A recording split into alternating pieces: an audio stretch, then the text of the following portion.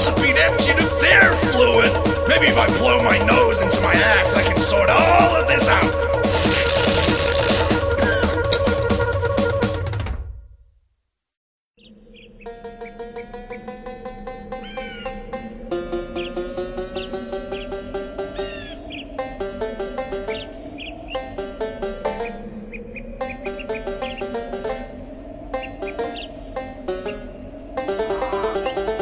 Hello, and welcome to the Kongversation. I'm Hyle Russell. And I'm Cameron Reigle. And we are finally doing it.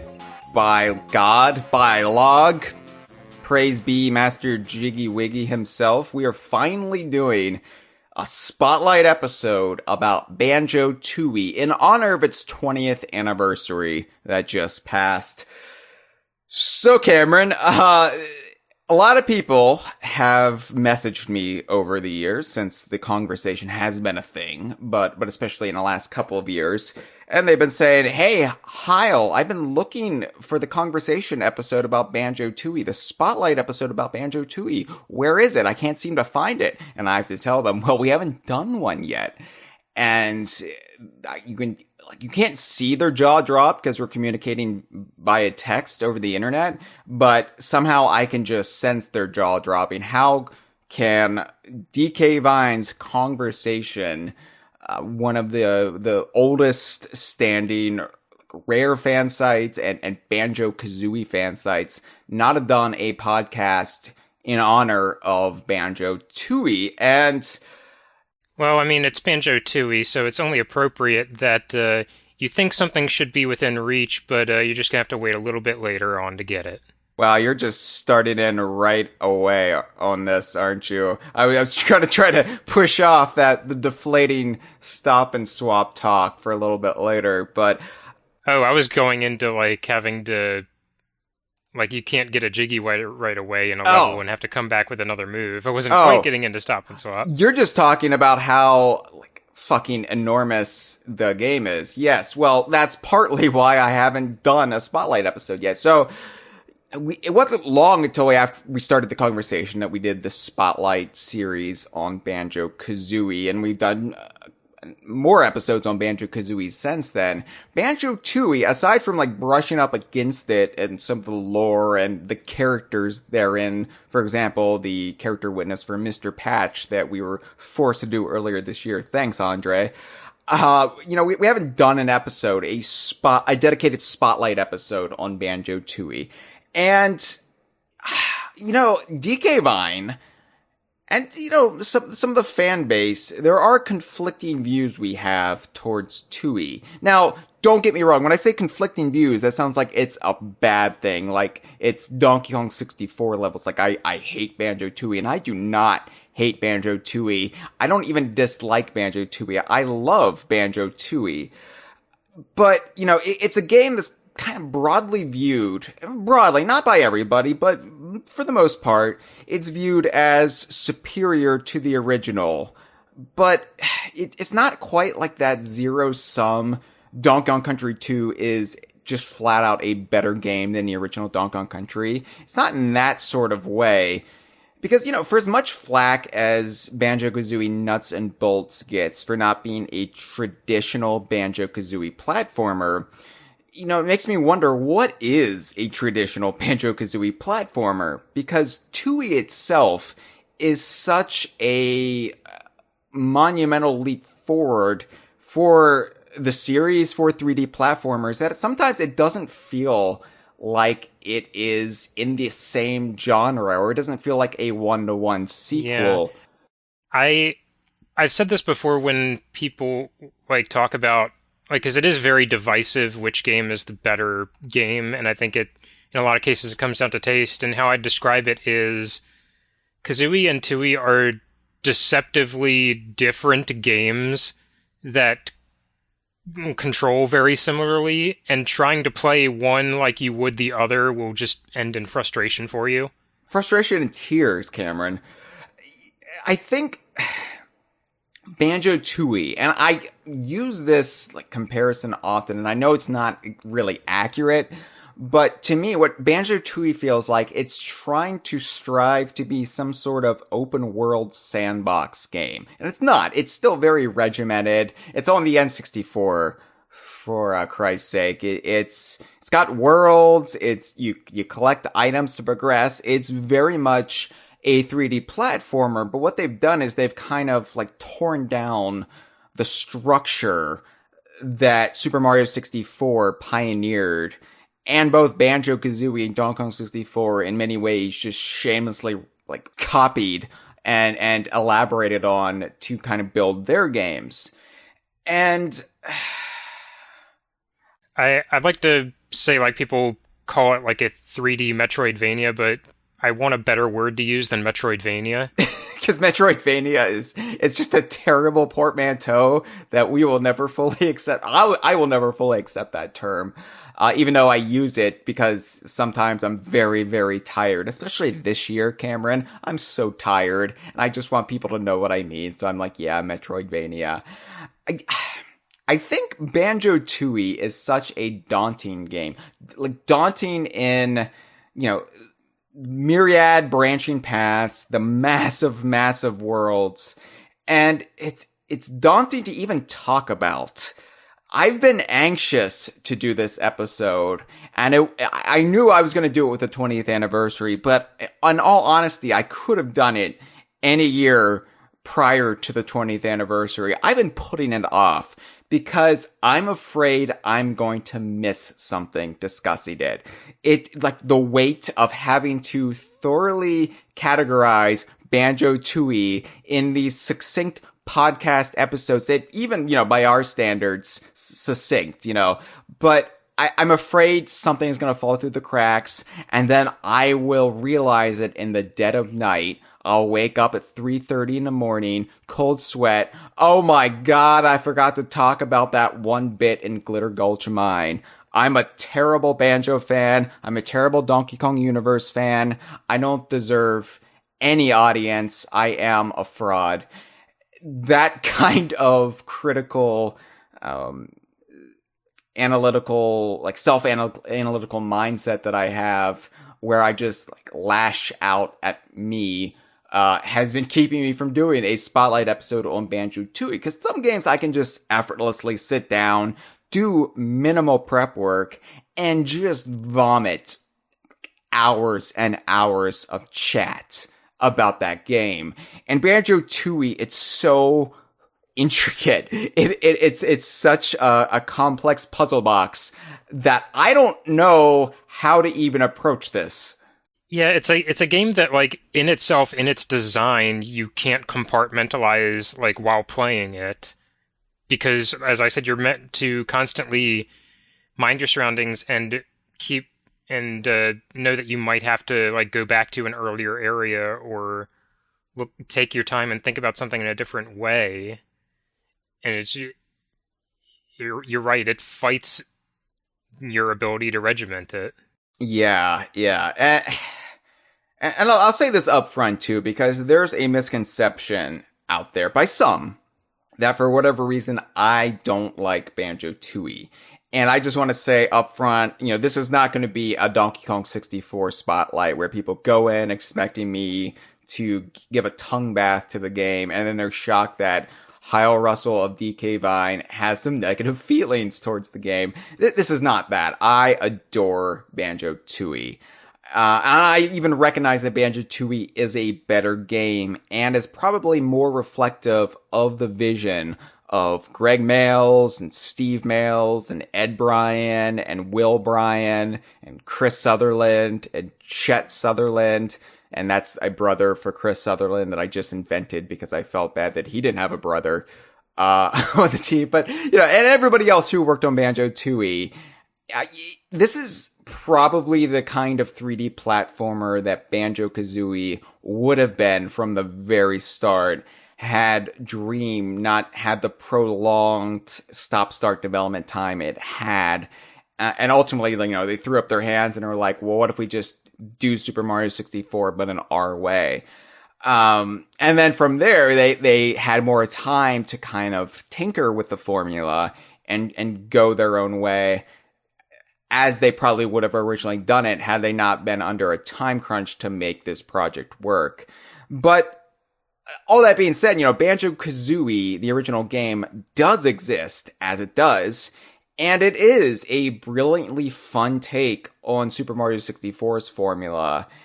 And the thing about Banjo-Kazooie as a game versus Banjo-Tooie as a game is that I feel like Banjo-Kazooie, at least in my experience, you can put it down, you can walk away for weeks and weeks, and you can sit back down and you can pick it right back up and get right back into the swing of things. Banjo-Kazooie is just a game that doesn't require a lot of muscle memory as far as like remembering where you left off and remembering what you still have to do. Oh no. I mean, in fact, the game kind of enforces, if you want to go for 100%, like you get everything done in a level in one go. So you really can't have a moment where you forget what you're doing and are lost because you don't remember what you last did. Yeah, Tooie is a time sink, and it's a commitment. And you can get taken out of it for the same period of time, a couple of weeks, and then you can come back to it, and you can just be hopelessly lost. Like, where was I? What was I doing? What still needs to be done? And yeah, you have total screens, you have this and that, but still, it's like this elaborate tapestry that you are like trying to sew. Do you sew tapestries? I've never made any sort of fabrics, but it's like you stop that and you pick it back up a couple years later and you're like, what was my plan here? And, if you have the time to commit to it, if you can really like say, I'm playing Banjo-Tooie, this is going to be my gaming life for the next foreseeable amount of time, then it's great. It's a great time, but it's not the kind of like, quick, fun, chirpy little experience that Banjo-Kazooie can be. It is, like I said, it almost feels like a different genre entirely. I would say there's kind of like a balance. Like, Tooie, you can chip away at a little bit at a time, but you would have, in order to keep track of what you're doing, you would have to be like consistently a little bit at a time. Kazooie, you can put down for long periods of time, but you're going to have to make like a big session when you decide to pick it up. Like, I'm not saying it's like, doing all of Star Fox 64 in one go, but just as I said, the nature of Banjo-Kazooie, where you kind of have to get everything in the world in one go, or you will need to recollect all your notes, you'll need to reset certain elements of the level. Tooie really doesn't have that, and I'll get into this later, but that's kind of something that threw me off, going back to the first game, in that Tooie, you never have to worry, your notes stay collected, anything you change stays changed, unless it's like designed to reset within the level while you're in it. Yeah. So as long as it's fresh in your memory, you can just set it down and come back. You just cannot let it. It's not something you can take a prolonged break from, pick up another game, and come back to probably. And it's funny you mentioned that, because that is something that keeps me from finishing Metroidvania games. Yeah. Sometimes it feels like Banjo-Tooie is this game that should have been like the fourth or fifth Banjo game, just in that it feels like there are like all these missing sequels between the two. And in fact, there actually is a game that takes place between the two, but I mean, like, it feels like there was all this like progress made in evolving the series that we missed out on, and it's just like, bam, Banjo-Tooie, here you go. It's the second chronologically released Banjo-Kazooie game, but it feels like just like so far above the original game in so many ways. And it's also just tonally a gloomier, moodier game. I mean, yes, it is still, cartoon anthropomorphic animals running around with googly-eyed inanimate objects. It's still, very much a game, that is at least marketed as family friendly. I don't really know if it actually is when you look at some of the humor that they sneaked in there, but it, just like Donkey Kong Country 2 was a darker game to Donkey Kong Country, Banjo-Tooie, I mean, oh my god, it starts off with death and murder, and it's just a lot more cynical in its tone. And when you compare that to like the sunnier, like, fractured fairy tale that was the original game, it feels like day and night, with Banjo-Tooie being the night. Oh, for certain. But I mean, I'd say Tooie's tone is like, if you had me like single out one game from Rare that says like what is a Rare game like in writing and tone, and I would just point to Banjo-Tooie because it contains like every facet typical of at least the male's team's style in handling a world, like sincere and irreverent and cruel and whimsical all like jammed together in a blender.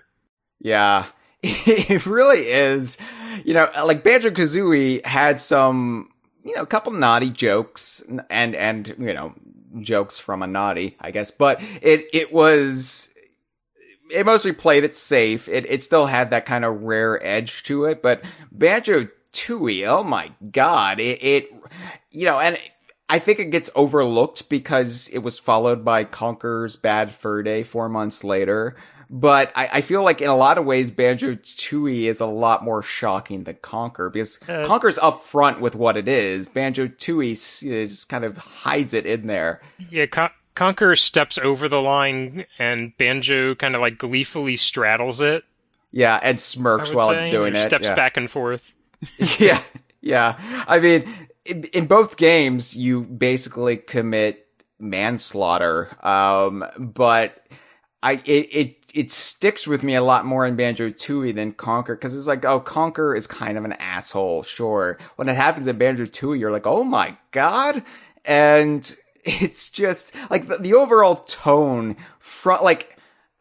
I think it helps too that Banjo-Tooie is very much rooted in Banjo-Kazooie. I mean, Spiral Mountain is where you start in both games, but the difference is in Spiral Mountain and Banjo-Tooie, it's dilapidated. It's been attacked by Gruntilda's forces. It's been occupied by Grunty's forces, and the music is just sadder. You've got the charred corpse of your friend just over yonder. Oh yeah, like so much of Tooie's darker tone is just the contrast with the very, I mean, Kazooie still had a little bit of teeth to it, but it was not nearly as much as it is in Tooie, and it's just all that like purposeful juxtaposition of, oh, Spiral Mountain is here, but the music is sad and everything's crumbled to rubble. The vegetable creatures are gone. Yeah. Grunty's lair is falling apart. Cheeto is there, and his pages have been ripped out, and he has permanently depressed eyes compared to the first game. Yeah, it's basically taking like all of the like comforting facets of that original game, which it's only been like almost 2.5 years between the two, but you're already nostalgic for that original game. It's already burned into your memories, especially those of us who played it continuously from its launch to Banjo-Tooie, trying to solve the mystery of the ice key and the question mark eggs.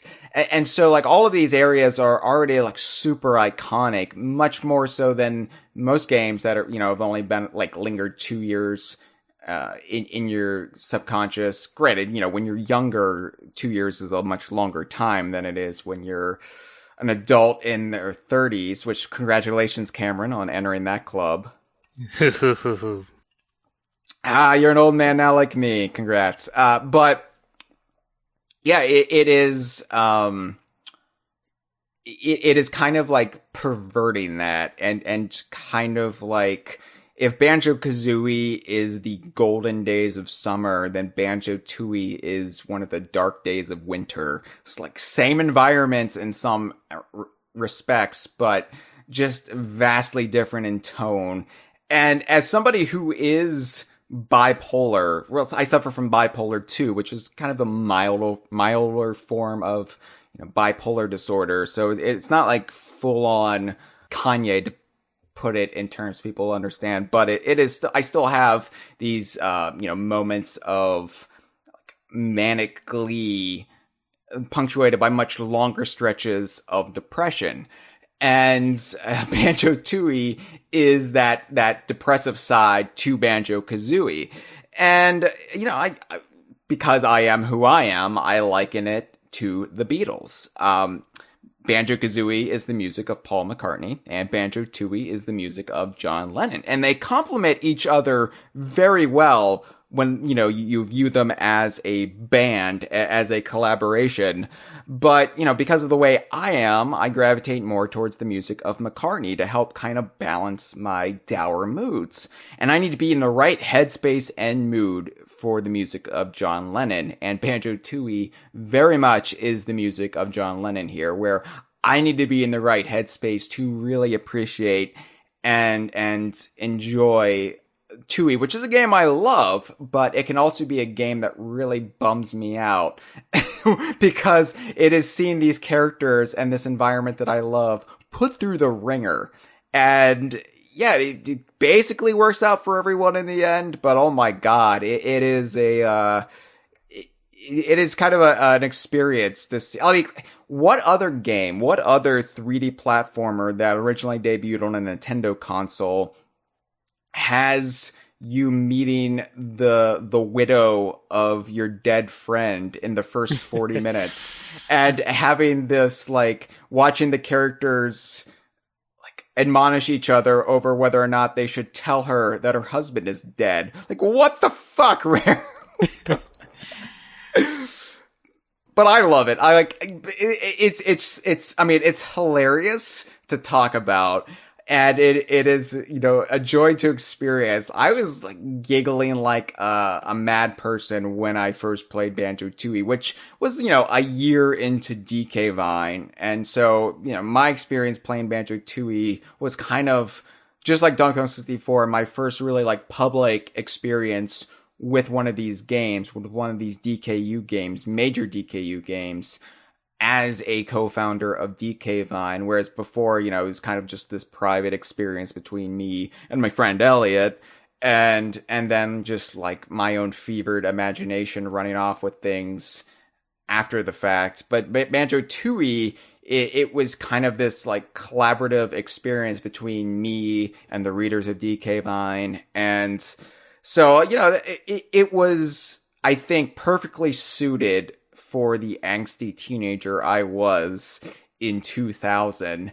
And just like Conker's Bad Fur Day, struck me just that right point in life where I'm like, this is brilliant. This is exactly what I want. And, I've matured since then, and I'm like, maybe it's a little bit too dark there, Rare, but I still very much appreciate, the sequel's always kind of got to be darker, doesn't it? I mean, it's the Empire Strikes Back philosophy, but it genuinely serves franchises well. You start off with like that defining first experience, and then you subvert it and you put the heroes through a real trial in the second one. And Banjo-Tooie makes it work. It never, like you said, it never crosses the line. It definitely straddles it. It might like stick a wiggly little toe over it and giggle a little bit, but besides that, it doesn't ever cross that line like Conker murdering Bloopy the dinosaur. I find what happens. No, there's plenty of murder in this game, but most of it's accidents. It's as accidental, yeah. I find what happens to the ice cubes, George and Mildred, shocking, and more shocking than Bloopy. But Bloopy rubs me the wrong way, whereas what happens to the ice cubes, just like, oh, that's fucked up, but it wasn't really their fault, but we can make light of it too. So, anyway, so I want to talk a little bit before we really get into the game, and I should be upfront. This is going to be a multi-part series, so we are not talking about the worlds in this episode. This is all preliminary stuff. We're talking about the hype for Banjo-Tooie. We're talking about the characters of Banjo-Tooie, the plot of Banjo-Tooie. we're going to take some calls because we've got some calls in the call sack about Banjo-Tooie, but, we're not going to do deep dives into the worlds on this episode. This is all really about, the window dressing and the lore of Banjo-Tooie, which, when trying to figure out how the hell we were going to crack this question mark egg, I was like, I had to pull some mental Heggy gymnastics trying to figure it out. And I was like, all right, well, we're just going to have to parcel it out, like divide up the episodes into lore and actual gameplay, and then separate Stop and Swap entirely. So I'll get into all that. I want to talk a little bit about the hype for Banjo-Tooie and how it intersected with the hype for Donkey Kong 64. Because for those of us who were around during this era, who had been Donkey Kong Country fans from the very release of Donkey Kong Country, once we learned about the Nintendo 64 or the Nintendo Ultra 64, the game we wanted more than any other game was Rare's Donkey Kong game for this next gen console.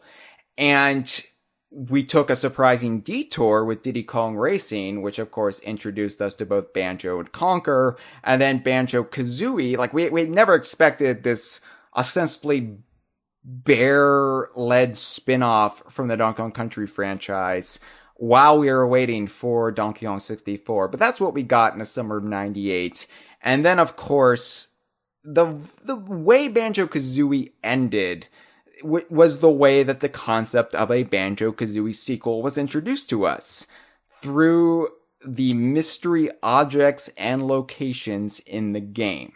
So, from the very, end of Kazooie, when Mumbo pulled out those magic Polaroids, we learned that there would be a Banjo-Tooie, and what's more, it would somehow connect to Banjo-Kazooie. And right away, that made Banjo-Tooie feel like this ethereal thing, it was tangibly already a part of Banjo-Kazooie. And not to get all teal on you, Cameron, but it felt like there was a Stargate just waiting for us in Banjo-Kazooie that was going to open up and take us to Banjo-Tooie, and all we had to do was find it. So Banjo-Tooie very much kind of took us all off guard, and what should have been this very long, tedious wait for Donkey Kong 64 became something completely else when we learned of Banjo-Tooie. It sort of overshadowed Donkey Kong 64 for a bit. And, it really was audacious of them to say, hey, there's going to be a sequel to Banjo-Kazooie, and do so at the end of Banjo-Kazooie. Yeah, that's so, incredibly, audacious. How often do you see that in a game where they're sincerely, not even just a tease of a sequel, just outright telling you, there's a sequel, it exists, its name is Banjo-Tooie, and it's going to be bigger and better than this game. Just make this game look like joke. Yeah. Yeah. Yeah. And nowadays, you would never do that. No, you hedge your bets. You hedge your bets, and also Banjo-Tooie, they wouldn't have just put that into the end of the game. That would have had to gone through marketing research, and what does that really work? I guess that's audacity in itself is calling this game Banjo-Tooie. Yeah. What does that really work as a sequel name? Brand recognition, it kind of muddles things. It's definitely putting the pun before actually being a marketable title. Yeah, this was really just Rare operating at the height of their powers in 1998. Everything is breaking their way. They're so sure this game is going to be a hit. And they were right. I mean, yeah. And, it did have that Nintendo marketing muscle behind them. It was a Nintendo published game at the time. So it's not like they were really risking too much like they would have been had it been self-published by Rare, but it was still, we're going to have a sequel. It's going to be called Banjo-Tooie, and what's more, all these items that you might have noticed, all these locations that you might have raised an eyebrow about throughout the game. Oh yeah, it's all coming into play, and you're going to be able to bring these items into Banjo-Tooie. What it was I talked last episode with Gibbon when we talked about Mighty Fight Federation about the quote unquote big dick energy that's operating behind the philosophy of that game. And this was I think the same thing. This was just how the hell how confident must you be to go all in on this before Banjo-Kazooie has even sold a single copy? I admire it, but it makes me retroactively nervous for them. We can say with the benefit of 2 decades of hindsight, Stop and Swap maybe was hedging the bets a little bit too much, but that's one aspect of something that they otherwise did execute on as they said they would. Yeah, and just even acknowledging that you've got a project in the works and it's coming nowadays is so nebulous. Ever really. And at the end of Tooie, they make the joke about Banjo 3, and I know they wish they could take that back nowadays because of all the misplaced hopes that fans have put on that, and they talk themselves up, into this idea that, Banjo 3 would be coming at this specific Well, yeah, because time. Kazooie did it first, which bit them in the butt a little bit, it turns out. It's kind of like the end of Back to the Future when Doc Brown shows up and it's something has to be done about your kids, and then that kind of shackled them to that premise at the beginning of Back to the Future Part 2. Even though they didn't even know they were making a sequel at the time. Right, which is, right. But because that's why you have the girl in the car problem in that movie. Right. So because you are making a sequel, then all of a sudden you have to go to the future. You have to have some sort of plot element about Marty's kid, and also Marty's girlfriend Jennifer is in the car. And you have to kind of write yourself out of that hole to get to the story you actually want to tell. Yeah, they do kind of dismiss the entire plot they set up at the end of Back to the Future 1 within the first 5 minutes. Yeah, but I mean, it does kick off. This movie is no longer about his kids. Jennifer's not really there for most of it. Yeah, it's about a sports almanac, but going to the future set up those possibilities. But yeah, I think whatever we can say about that decision, it did pay off for them mostly.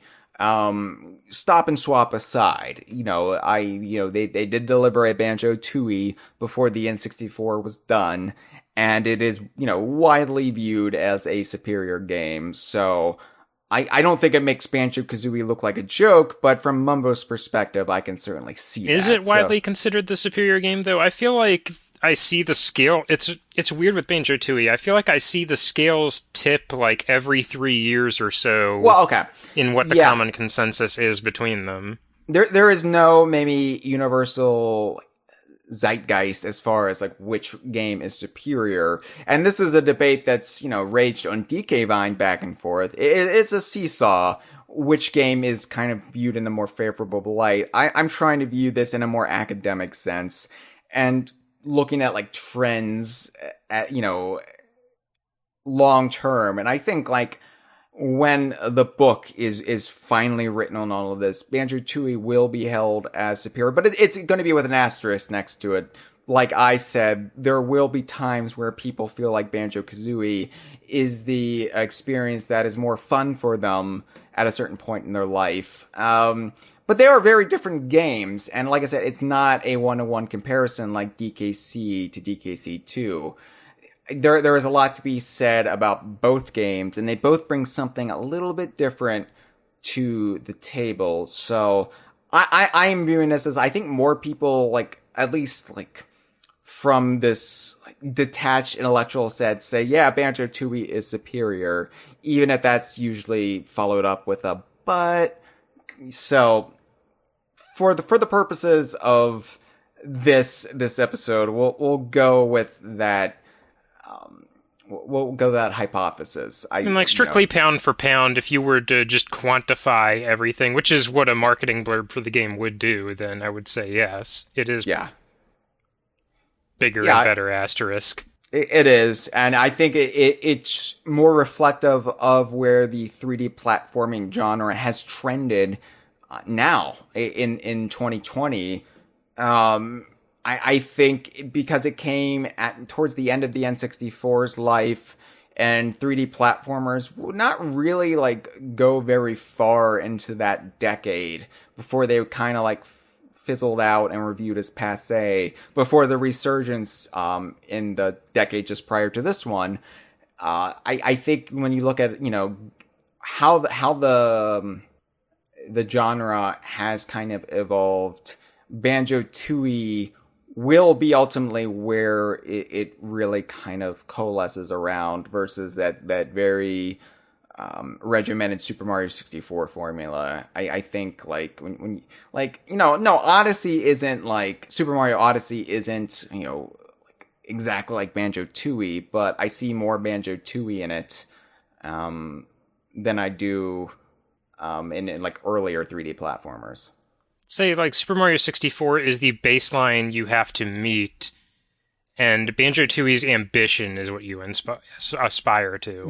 Yeah. And like I said, this was a game that was probably ahead of its time. We were expecting more of a closely hewn follow-up to Banjo-Kazooie that would have made it bigger and better and really expanded the formula. But Banjo-Tooie really just kind of throws out the formula or like breaks down the walls of the formula. So like it makes the formula more boundless than before.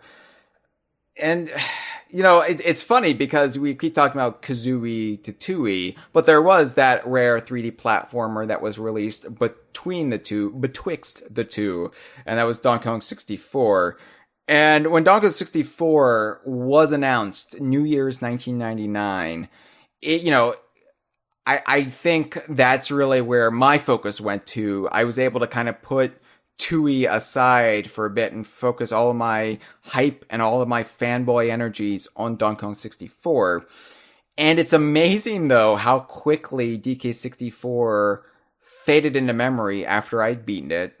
And we hit the year 2000 and it was like, all right, Banjo-Tooie time. And really, I would be afraid to dust off DK Vine from that era and really back up my own words here. But I would imagine that, once we hit the year 2000, DK Vine really did become all about Banjo-Tooie for a while. And we probably talked less about Donkey Kong 64. And granted, this is, the nature of release cycles, especially when you're getting this, a major rare game every year or more, more than every year, several releases every year. But I really feel like we, at least on the subconscious level, knew that Donkey Kong 64 had disappointed us, or it failed to live up to the expectations we had placed on it, especially after Banjo-Kazooie. And so Banjo-Tooie kind of became our salvation a little bit. Like, all right, well, we still got Banjo-Tooie. We've still got Banjo-Tooie. And obviously, what would come to be revealed as Stop and Swap was unknown to us at the time. We didn't know Stop and Swap. We didn't know that terminology. We only knew of the Ice Key and Waz's Cave and Freeze's Peak, and those two mystery eggs, the question mark eggs, found in Shark Food Island in Treasure Trove Cove, and that burial chamber in Gobi's Valley. So we didn't know how these areas would open up. We didn't know how Tooie would connect to Banjo-Kazooie. And we had lots of theories. And, one of the more popular ones was that Banjo-Tooie would be a lock-on cartridge a la Sonic and Knuckles, because we were kids and that's all we knew. Like, oh, how does a cartridge connect to one cartridge? Well, you lock it on like Sonic and Knuckles. And even though I was a Nintendo fan, even though I never owned a Sega console, I still knew Sonic and Knuckles because, I was a kid and I was marketed to with all these commercials during kid-related programming. So I knew of Sonic and Knuckles. And I thought, the concept would be a feather in the cap for Nintendo, too, because this era was all about the cartridge versus CD war. Yeah, that's right. Honestly, I don't know why I thought a lock-on cartridge would have been what they would have gone with, because it seems like a very un-Nintendo kind of thing to do. Did they ever do a lock-on cartridge? I don't think they have, and I would have to imagine that's why Tooie didn't do it. If this was a precedent that Nintendo had set, I think Rare would have been more able to make the case that they could do that, because it's manufacturing a completely different style of cart. Yeah. Yeah. And if they had to create that just for Banjo-Tooie, it's a lot of R&D for the second Banjo game. And they were probably presumably nothing else, because the console was starting to sunset a little bit. Starting to sunset, they were probably already a little pissy that they had to bundle the expansion pack in every copy of Donkey Kong 64 because of a game-breaking bug that can only be resolved with the expansion pack. So they probably didn't want to press their luck. Well, hey, so we had this idea, this hot swapping idea, but you've shot that to hell because of the newer model of N64. So hey, how about you spend thousands and thousands of dollars manufacturing these lock-on cartridges for this one game? Now, they weren't going to press their luck there, but yeah, this cartridge that rewards people who bought a game that's 2 years old and nobody else. Yeah. The hype for stop and swap, and I'm going to use stop and swap terminology even if we didn't know the stop and swap term at the time. The hype for stop and swap really fueled the hype for Tooie first and foremost. That's what we first knew about Banjo-Tooie. And before we even had a screenshot or an official release date or an official announcement, we knew it would do this one thing. So I don't want to come off as shallow when I'm talking about Banjo-Tooie and the failure to successfully implement stop and swap. But when Tooie came out and there was no feasible way to connect it back to Banjo-Kazooie, there was no way to get the secrets obtainable as items in Banjo-Kazooie, and they were recreated in Banjo-Tooie to solve the problem. It was a massively deflating disappointment. So much so that like a conspiracy theorist who was so dejected when their presidential candidate lost the election that they conflated wild fantasies about what really happened, I remember we at DK Vine were coming up with all of these theories about how, no, you could still connect to Banjo-Kazooie, that this was a fake ice key and fake question mark eggs in Banjo-Tooie to throw you off the scent, and we just had to dig in deeper and find the truth, and it was waiting for us. And what was Captain Black Eye doing? Why are you left with some doubloons, and what happens there? What is that mysterious log flume above Witchy World? We were in deep, and looking back on it, of course, we were dejected teenagers trying to make sense of a massive disappointment and really just soothing our battered psyches. But, after about a year, I think when the GameCube came out, that's when most of us kind of made our peace with the fact. It's a hard thing to reconcile for yourself, because it's like, no, the marketing of this game started with telling you that stop and swap was going to be a thing. Yeah. So it's kind of like this difficult thing to reconcile of, Oh no, you can't do that. What do you mean you can't? You showed me it. I could. I specifically remember like writing to Nintendo Power back in the day, like, hey, how do I do this in Tooie? And they had to explain to me, well, that's not a feature in Tooie. Yeah. But the game So, showed me it was. I think DK Vine was kind of like my self-help group therapy session to kind of process this disappointment, because I was all about the Ice Key, Cameron. Like the summer of '98.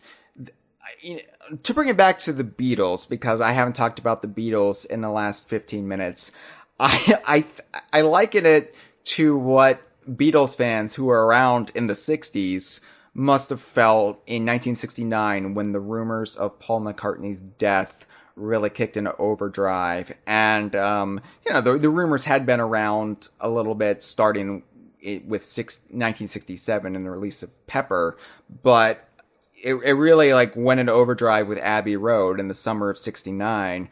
And everybody was like starting to scour the latter era Beatles albums looking for clues about Paul McCartney dying in an automobile accident and being replaced with a lookalike. And that's what Stop and Swap was to the Rare fan. That was what the Ice Key and the question mark eggs were to the Rare fan. That was our Paul is dead.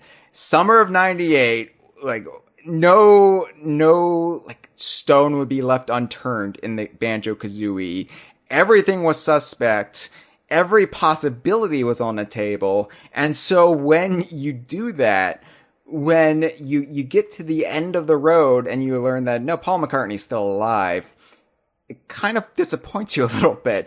I mean, obviously, I'm very glad that Paul McCartney is still alive to this day. McCartney 3 is coming out and I'm very excited about it. But you know what I mean? Like, you get so invested in this. There's a third Paul McCartney now. One day Jeff and I are going to do an Oops All Tangents on Paul is Dead, because I have a lot I want to say about it, and an alternate theory too, that I feel like is superior to Paul is Dead. And yes, McCartney and McCartney 2 play into it, but that is like, we couldn't fathom that over 2 years of hype was for nothing. And this was like the first time, Donkey Kong 64 notwithstanding, that I felt like Rare really disappointed us. And Rare felt like they couldn't really explain what happened because they were still under Nintendo, and Nintendo has, rules about this kind of thing. But when we learned later on about Stop and Swap and what really happened, I can't fault them for this. Like, it makes complete sense, and I feel like they made the best out of a bad situation. But, it did color my opinion of Tooie for a bit. Even if I said it didn't, I'm sure it did. And I'm sure I was harder on Tooie because of this massively deflating disappointment. Yeah, I think it's a sobering reminder that these games are made by real people in an era where they tried to obscure that these games are made by real people. Yeah, because this was the era where, Rare was very secretive, and this was by the Stampers design. Like, the Stampers basically were operating under the philosophy that we want Rare to be the brand, or Rareware to be the brand, because that's still what most people call it to this day. But they were like, we don't want, really, like, people to be picky, like, oh, well, this is a Rare game, but this one is made by the Greg Mayles team, and this one was made by, no, they didn't want any of that. So it's like Rare was the brand, but 2, they didn't want their talent poached by other studios. So that's why, a lot of times in their credits, you would see things like G Mayles, C Sutherland, like, you wouldn't even have their full name.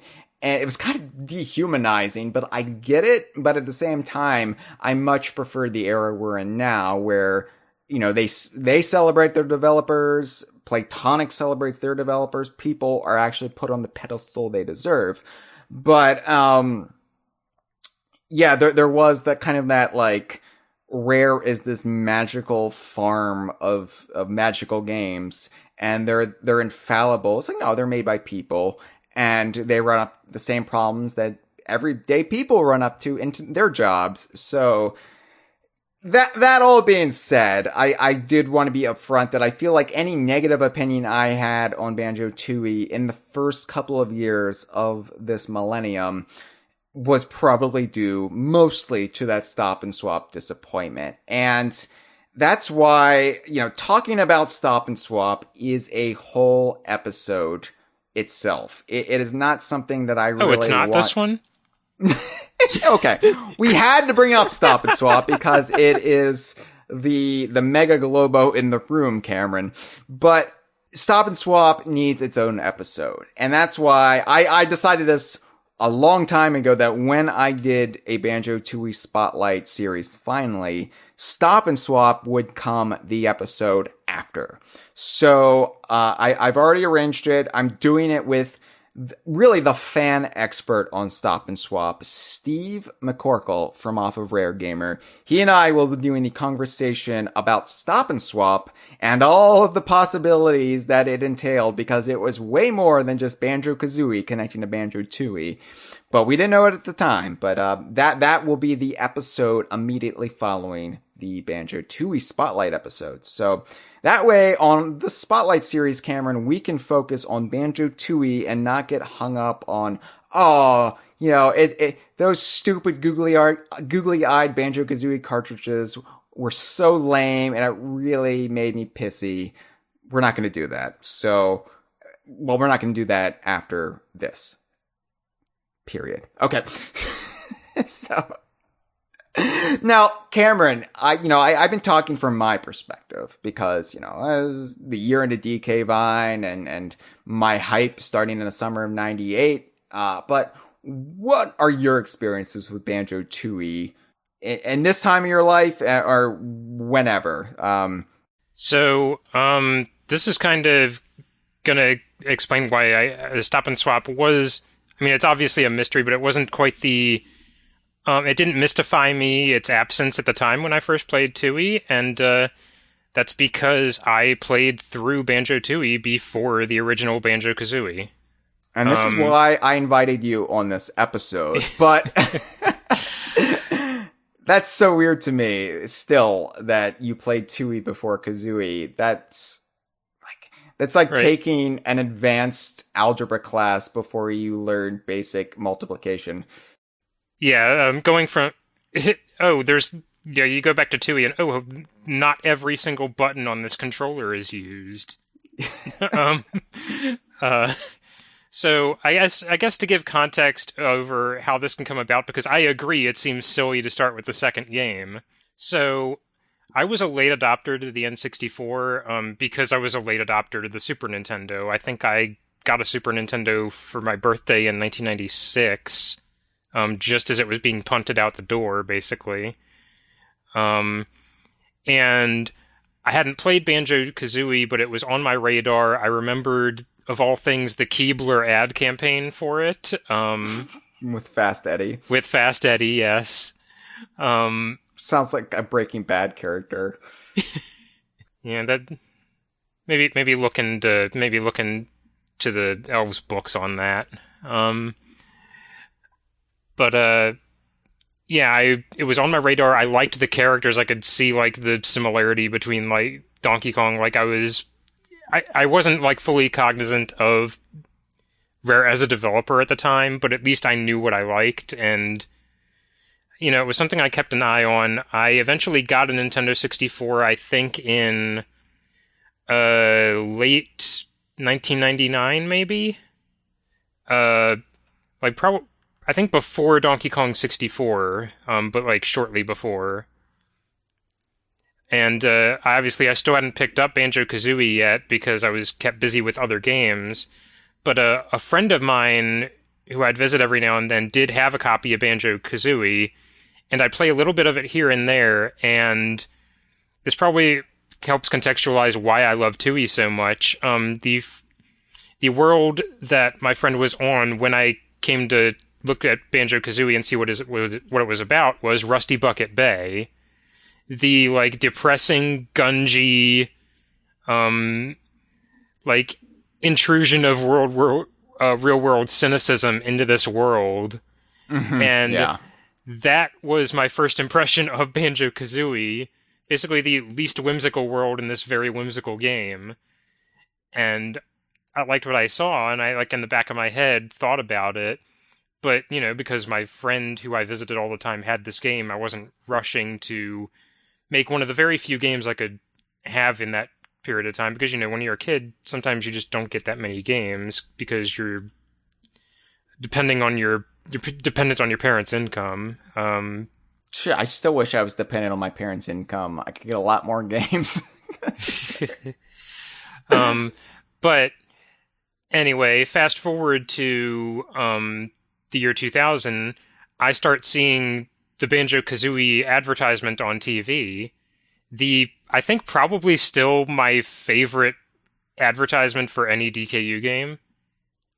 The Banjo-Tooie one where they skydive. And yeah, the skydiving commercial. Yeah, where they skydive, but the Kazooie isn't in Banjo's backpack, so he dies. Well, he doesn't die because they make sure to show he's still alive, but by all accounts, he should be dead. Right. He had the fall proof cheat on. But that commercial reminded me, A, Banjo-Kazooie existed, but B, there's going to be a sequel, and oh, they can separate now, and this is going to be bigger and better. And in my mind, I'm thinking of, now I skipped straight to Banjo-Tooie, but back in the, I say this like it was a severe length of time apart, but it really wasn't, the mid-90s. I had played through I had played Donkey Kong Country 2 before Donkey Kong Country 1, or rather owned it, because Kid Logic, I had a friend with the original DKC, and I had watched them beat the final boss, and Diddy was my favorite character in the original, so I'm like, okay, well, I'll skip the first game and just go straight to the one where Diddy is the star. And and the thing is, you don't really need any context for the first game to enjoy Donkey Kong Country 2. Yeah, that's true, yeah. It helps you, but you don't, and you benefit from some background gags with that knowledge, but it's a game that catches you up to speed and you don't really need a whole lot of existing context for it. And Tooie at least isn't as, it doesn't drop you in completely devoid of context, say and expect you to sink or swim, say Donkey Kong Country 3, which leaves you sink or swim even if you've played the two previous games. If you didn't have the manual, you have no idea what's going on. Literally sink or swim, because the very first thing that happens in DKC 3 is Dixie is dropped into a body of water. But yeah, so obviously there was still some catch-up to do with Banjo-Tooie, but fortunately there's basically nothing that is inherited knowledge from Banjo-Kazooie that is critical for you to know in Banjo-Tooie that isn't in some way touched upon. You don't get Bottles' lessons in context of finding them world by world in Banjo-Kazooie, but his molehills are all around Spiral Mountain for you to get a quick primer on everything, which I did. Yeah. So I felt like I could control Banjo and Kazooie. I knew what moves they had and what they could do. It actually made going back to Kazooie harder when you realize, ledge grabbing wasn't a thing until this game. Yeah, it is I am kind of staggered that you would go back to Kazooie after Tooie, because for me, Tooie just feels like the extension of Banjo-Kazooie. Literally to the point where, your moves are still there, and your moves are just being added to throughout the game. But then to, go back to that, I would feel, so naked and so incapable as, playing these characters without being able to do everything they can do in Tooie.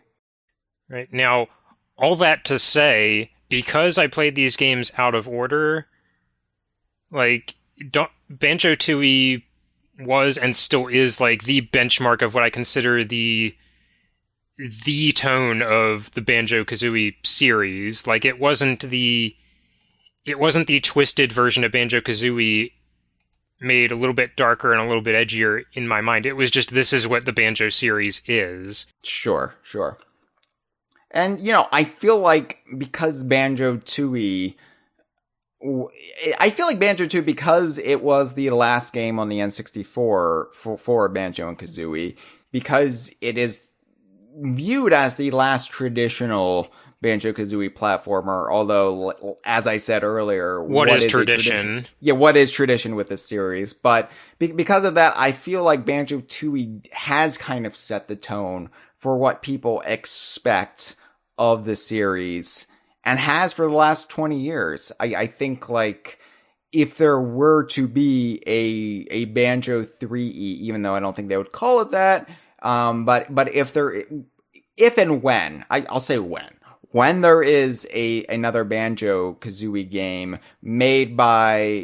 probably made by a studio in partnership with Rare, a la Battletoads 2020, I feel like Tooie is going to be the tone that most fans look to for this game to kind of pick up from, as opposed to something that's a little bit more demure than like Banjo-Kazooie. Like, it's kind of like hiding how mischievous it actually is.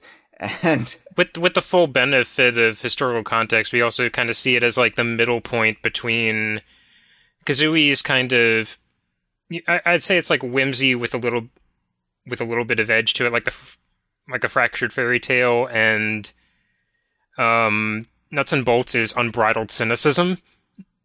Yeah, usually I say that with full love and appreciation of Nuts and Bolts. It is a very down on itself game. Yeah, usually when you would have like a trilogy, and I don't even know if you could classify Kazooie, Tooie, and Nuts and Bolts as a trilogy so much, but usually when you have a trilogy, the middle chapter is the darker one, and then there's kind of a Breaking Dawn in the final one. I guess Twilight's last one was Breaking Dawn, but that was 4 books. Anyway, so I was led to believe that the third one involves cowboys. That's Back to the Future. But yeah, I feel like, you know, the darkness breaks in the final one, and with Nuts and Bolts, I don't know if it was as dark in tone as Tooie. I don't think it was, but in the humor and in just like, I don't know, the attitude it had, it was more like more cynical than even Tooie. It was basically reflecting the frustration that Rare was feeling at the time, and just like the uncertainty that permeated the project and their future. And so it almost felt like a Viking funeral for like everything that Rare had been, and it was the end of an era, because, you know, after that they went into the Connect Sports era before they kind of pulled back and became the Rare that they are today. You know, Sea of Thieves and Battletoads and Rare Replay and Everwild. But all that being said, yeah, it is.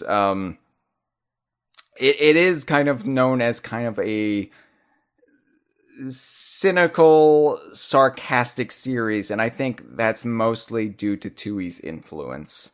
And yeah, I definitely like love the humor of Tooie. Like I said, the tone and atmosphere is pretty dark, but if you don't have Kazooie as your introduction to the series, and Banjo-Tooie is sort of your template for what Banjo-Kazooie is, then I think it's perfectly suitable. I think that's like kind of encapsulated in so the first thing I did when I got Banjo-Tooie, like I had been conditioned to with every Rare game, was read the manual first. Mm-hmm. And in the manual is like basically sort of a transcript of the intro cutscene, like maybe a little bit abridged because of the stuff they just can't show you, or like, I think one line has changed where instead of Bottles saying, "You're making me sick, stop shaking the table," he says, "You're spilling our drinks." Yeah. But I remember reading, like, just an offhand line, like, oh, Grunty's killed poor Bottles. I'm like, wait, no, wait, what? Somebody just died in this one line of text. That can't possibly be how this goes. And then load up the game, lo and behold, that's exactly what happens. So should we talk about the story? Should we talk about the plot of Banjo-Tooie? Because I feel like more than any other thing, the plot of Banjo-Tooie is still what I remember most. Like, it is a deep game, and it's full of branching paths and twisted turns and just a plethora of secrets. And I feel like my memory is usually really good when it comes to the DKU, and Banjo-Tooie is just a game that dwarfs every other DKU game on the N64, and because of that, you know, I haven't committed it as much to memory, but the story is something I will never forget. The story is, if not the most memorable of the DKU, it's right up there, because this is, you know, usually, like, you have very basic plots in the DKU. K. Rool takes Donkey Kong's bananas. K. Rool kidnaps Donkey Kong. Donkey Kong and Diddy Kong are missing, and meanwhile there's a bunch of new Kremlings roaming around, and they say they have a new king who turns out to be a cyborg named Chaos. Okay, so maybe DKC 3 isn't so that simplistic, but it's stuff like that. So, and Banjo-Kazooie definitely follow that formula. Witch kidnaps Banjo's sister to suck the beauty out of her. Banjo-Tooie is I don't want to say nuanced, but it is definitely, there are more elements to it than just my kid sister might be a little bit unconventionally. There's certainly a lot more going on, and I would say the characters have a life outside of what's going on with you. Yes, more than they do in Kazooie. What Tooie does is it kind of pulls back our view of this world. And so we take that step back and we see how much larger it is. And you say, like, you get a good sense of the characters, like, outside of, like, just our view of them in the game. And that's reflected right from the start. Because in perhaps the most rare move that they pull with this game, it took place in real time following the events of the first game. Now, we, DK Vine, we always assume that a game does take place in real time unless otherwise specified. So, Donkey Kong Country 2 takes place a year after Donkey Kong Country. Same with 3. Donkey Kong Country Returns take place in 2010. You know, like, we have, like, that just kind of assumed rule. At the time, there was really no reason not to think that, because the games would move with the times. In DKC2, Cranky has DKC1 cartridges strewn about his monkey museum. In DKC3, Brinkley is playing Super Mario 64, which was new at the time.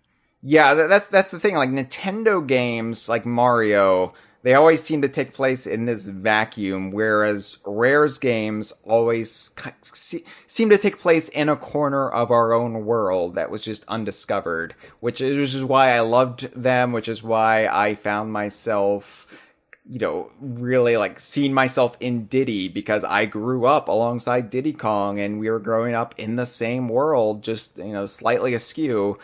But, like, actually acknowledging that this reality that, no, from the start, we're going to say Banjo-Tooie takes place 2 years after Banjo-Kazooie in the opening text of the game.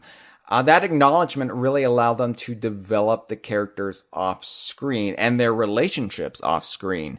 It's also just convenient because then you have a built-in reason for why Grunty is in the state she is at the beginning of the game.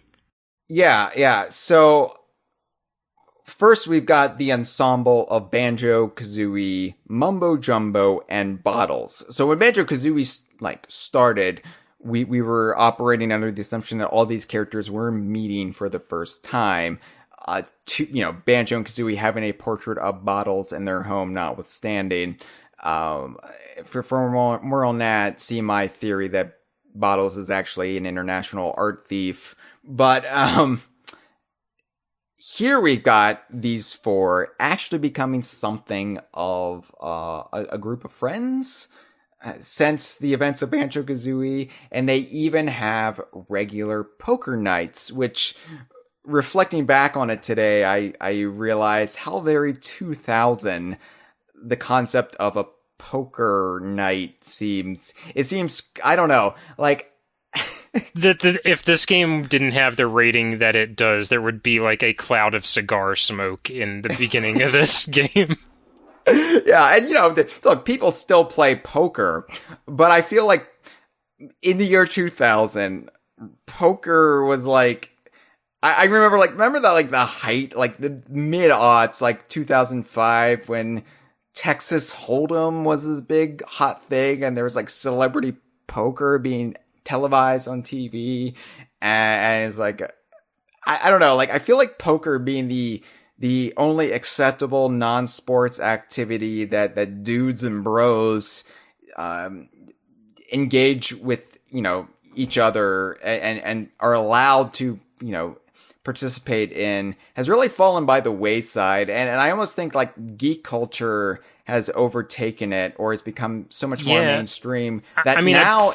I put it this way, like, it would have been weird or seen as like too self-gratifying at the time if Banjo-Tooie started with all four of them playing GoldenEye. Yeah, but that's exactly, like, Nuts and Bolts started with Banjo-Kazooie playing the Xbox 360, and I could almost see, like, if this game were made nowadays, if they weren't playing like the very console that they were on, they would be having something like a D&D night or something. Like, you wouldn't necessarily see them playing poker. Poker almost feels weirdly, like, I don't know, out of step with today, because I feel like, yeah, geek culture has just overtaken it as far as like what people do together when they're hanging out. And yeah, like, people still play traditional cards, I'm not like saying they don't. It's just this weird little thing I got hung up on today when, like, compiling my show notes. I was like, yeah, poker, it seemed normal in the year 2000, but I've never had a poker night in my life. Like, as a kid, it's a very, like, television-y trope thing of, like, we need a bunch of adults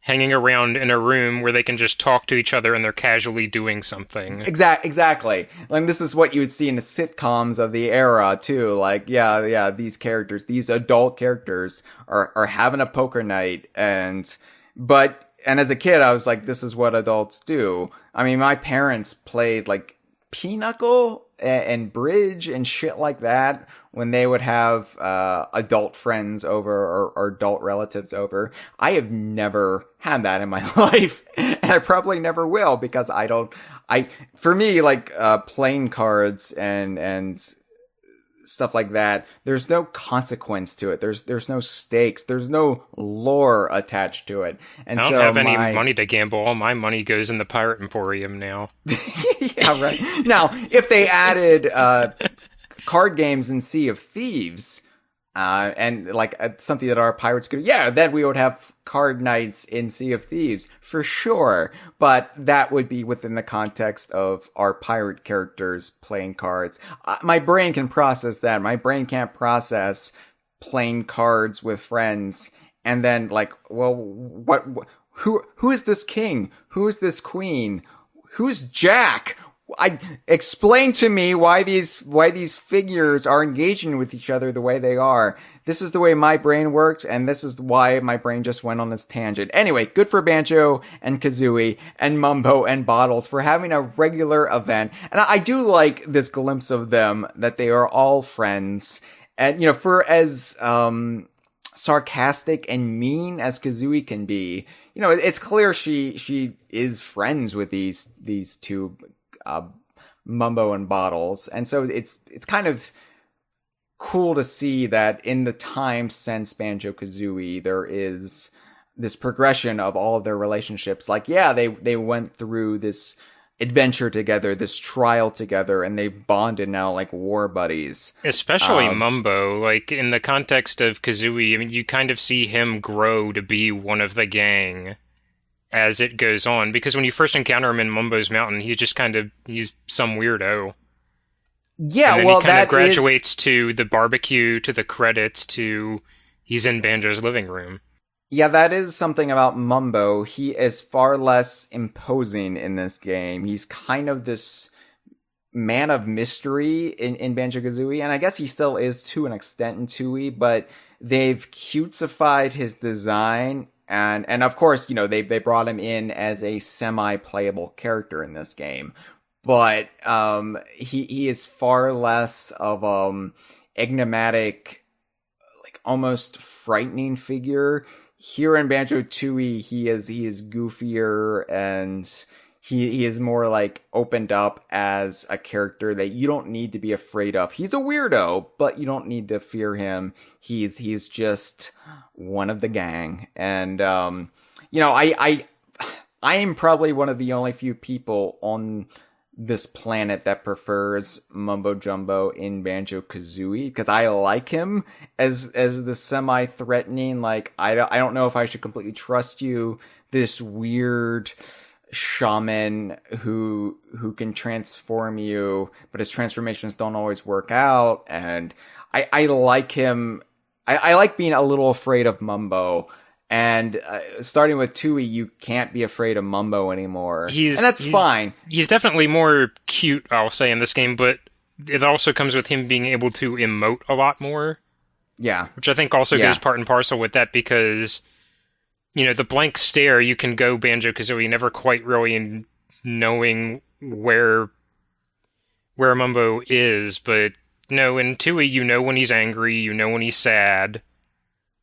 And you know when he's happy that he just got a bunch of chips from you know, and I say I prefer Mumbo and Banjo-Kazooie.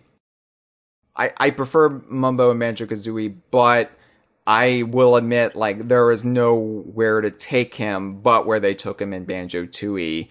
And it makes complete sense that they would redesign him to make him more expressive. It makes sense that he would, you know, become one of the gang. And it makes sense that he would be playable because he was one of the more popular characters in Banjo-Kazooie. And so that all makes sense. And so I'm not, like, poo-pooing it. It's just, you know. I'm glad they went the route that they did and not the route that they could have gone with this character that the game over screen in Kazooie suggests, where he is an opportunist who might switch sides at the drop of a hat. Right, where he is so... Mumbo in Tooie is a weirdo, but he is a good guy. He is a faithful friend, yeah. Yeah, where Banjo-Kazooie, he was so swayed by the female form that he was willing to sell everyone out at the drop of a hat, even to the person who disfigured him in the first place. So, anyway. Yeah, so they're having their poker night, and there's banter, and you know, it's a fun scene. But meanwhile, just across the way in Spiral Mountain, Klungo is still trying to move the boulder off of Gruntilda, who's still buried in the ground, which to me is a hilariously pathetic way of preserving the status quo on the villain front for 2 years. I love that. Like, what happened to Klungo in the 2 years since Banjo-Kazooie? Oh, he never moved. He's still there. Or no, I imagine he took breaks. It was like, all right, you know, I'll try for 8 hours today to move this boulder off, but, you know, I'm this mad scientist who augments his science with magic, and yet I can't figure out how to move this goddamn rock. And I mean, obviously we know that it was revealed in the interim he built a grunty robot and traveled back in time, but that also in itself makes it even funnier in its own way. Like, you either have that Klungo tried to move that rock to no avail, just like kind of like, I guess, lifting it with his back to no avail, but he can also in that interim build a fully functional like time traveling robot, but he never thinks to just like rent a forklift. Yeah, so like I think the original joke is kind of rendered null and void when you factor in Grunty's revenge, but it does become funnier by addition rather than subtraction. But as far as we knew back in the year 2000, there was no Grunty's revenge. There was no interim time travel adventure. This was just Klungo still couldn't get this rock off of Gruntilda, and Gruntilda has been in the ground for 2 years. And somehow Banjo and Kazooie are just fine with Klungo trying to move the bowl. Like, there's never, like, an intervention, like, hey, maybe she should just stay under there, Klungo. Klungo You is think still maybe they, dedicated. brought him sandwiches every now and then? Just to... Yeah, that would be the smart thing to do. Like, get them to your side, use this opportunity to, like, broker peace. But no, they're just having their poker nights, and Klungo is still devoted to his mistress Grunty. So anyway, I do like how the title screen of Banjo-Tooie is just Klungo trying to move the boulder. I like how it just like gets you right in the mindset of we're picking right up where Kazooie left off. It was honestly like it's kind of risky in some ways because how many people who picked up Banjo-Kazooie actually beat Banjo-Kazooie. They really made this sequel inaccessible. Well, I'm speaking to the person who played it first, but in a lot of ways they made it inaccessible. Had you picked up Banjo-Kazooie but not beaten it, you might have been intimidated to even try Tooie with it picking up right after where the game left off. Yeah, and I think Kazooie is the harder game to reach the end game of. Just because you can't, like, do it by sheer force. Like you can with Tooie, where you can just, like, kind of force yourself to get, like, the easiest jiggies in the game and reach that bare minimum. Kazooie kind of makes you... I think I did the math once, and it's over 90% of the collectibles in the game you have to have in order to see the quote-unquote bad ending of Kazooie. Right. Yeah, so, anyway, just, like, looking back, like, N64 sequels, like, Majora's Mask, you didn't need to beat Ocarina of Time to really understand that. But Banjo-Tooie, like, it might not be a lock-on cartridge, but it does lock on to the lore of where Banjo-Kazooie left off. Anyway, so then Grunty's sisters show, her previously unmentioned other two sisters show up in what I like in... Do you remember the original Ninja Turtles cartoon? The Hero Turtles for our friends in the UK. But do you remember, like, when the bad guys, Shredder and crew, would leave the Technodrome, they would travel in these, like, underground digger modules? Anyway, that's what Grunty's sisters travel in a digger module called the Hag 1, and they drill through Spiral Mountain, and they dig through like the valley, the canyon side of Spiral Mountain, and they show up, and it's Minjella and Blobelda, her evil sisters. Gruntilda never shows up in this game. None of the previously established sisters show up in this game. Yeah, the Banjo series is pretty disposable about sisters. Like, literally, this game disposes of them by the end of it. Well, yes. So, anyway, Minjella and Blobelda are the evil Winky Bunyan sisters, just as evil as Gruntilda. Well, maybe not as evil as Gruntilda, but they're still pretty bad. We never really figure up out what they have, like, done in their own time, those two. Well, I see them, like, Gruntilda seems pretty sequestered in her lair over Spiral Mountain, where I feel like Minjella and Blobelda are at Cauldron Keep, like, running the various enterprises that the Winky Bunions oversee, like Witchy World and Grunty Industries. I think they're the ones who really, like, kept things rolling while Gruntilda was just in her mountain lair, being a weirdo, obsessing about her appearance. I feel like Minjilla and Blobelda are the responsible members of the evil side of the family. So, in my headcanon at least. I can see that. Yeah, but they show up and they use magic to get the boulder off because, of course, like Klungo has access to magic. You know, he's a science man, but I do love this sort of like melding of magic and mundane that happens like just in the first 5 minutes of this game, where Grunty's sisters use magic to just like destroy that boulder, but yeah, they use a very like pollutinous drill tank to even get through Spiral Mountain in the first place. A tank that kills Jinjos off screen. This tank, the Hag 1, like, leaves a trail of destruction that you can, like, follow throughout the entire game. And, actually, like, straight up murders unseen characters. And, but yeah, they don't use it to just drill the boulder off, or, like, push it off of her. They have to use a big spell because they like to show off, I guess.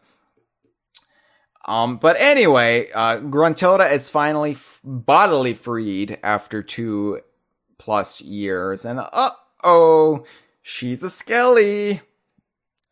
She has her flesh has decomposed, minus her eyeballs, and I guess some of her cartilage, because she still has a nose, right? Yeah, which I think is like one of those like cartoony cheats, like that. Yeah, a skeleton wouldn't have a nose, but it would just kind of not look like Gruntilda if she didn't. So she was able to like preserve her cartilage a little bit, but everything else is gone. And I've always viewed this as Gruntilda used her magic to sustain her life force, but it ultimately ate her body away. It's funny that I can now, like, because this is, of course, where we are, I'm now, like, for the first time seeing this scene through the lens of Sea of Thieves and, yes. Spoilers of what we know about how the Gold Hoarder came to be. Yeah, the various, like, curses that can turn you into a skelly, including a skelly curse. And it's very much, like, similar to what happened to the Gold Hoarder, where he basically just like a pure unbridled greed sustained him after death, which I could see also being the case with Gruntilda, in addition to her being a magical being, just a thirst for vengeance. It reminds me too, or it did remind me of before Revenge of the Sith showed how he became disfigured. The Star Wars lore for Palpatine, Emperor Palpatine, was that the dark side, his dedication and manifestation of the dark side was so corrosive that it like withered him into this hideous old man. And so I always took Gruntilda's own magic to do the same to her. And was amplified then when she had no actual sustenance for over 2 years. I guess she could have eaten worms, but I think the worms probably ate her, judging by the looks of it. But yeah, anyway, so Grunty has her appearance has changed, and I love too that it seems like this team at Rare and the ones that have gone on to play Tonic still like to play with this. They love changing up the way their main villain looks from game to game.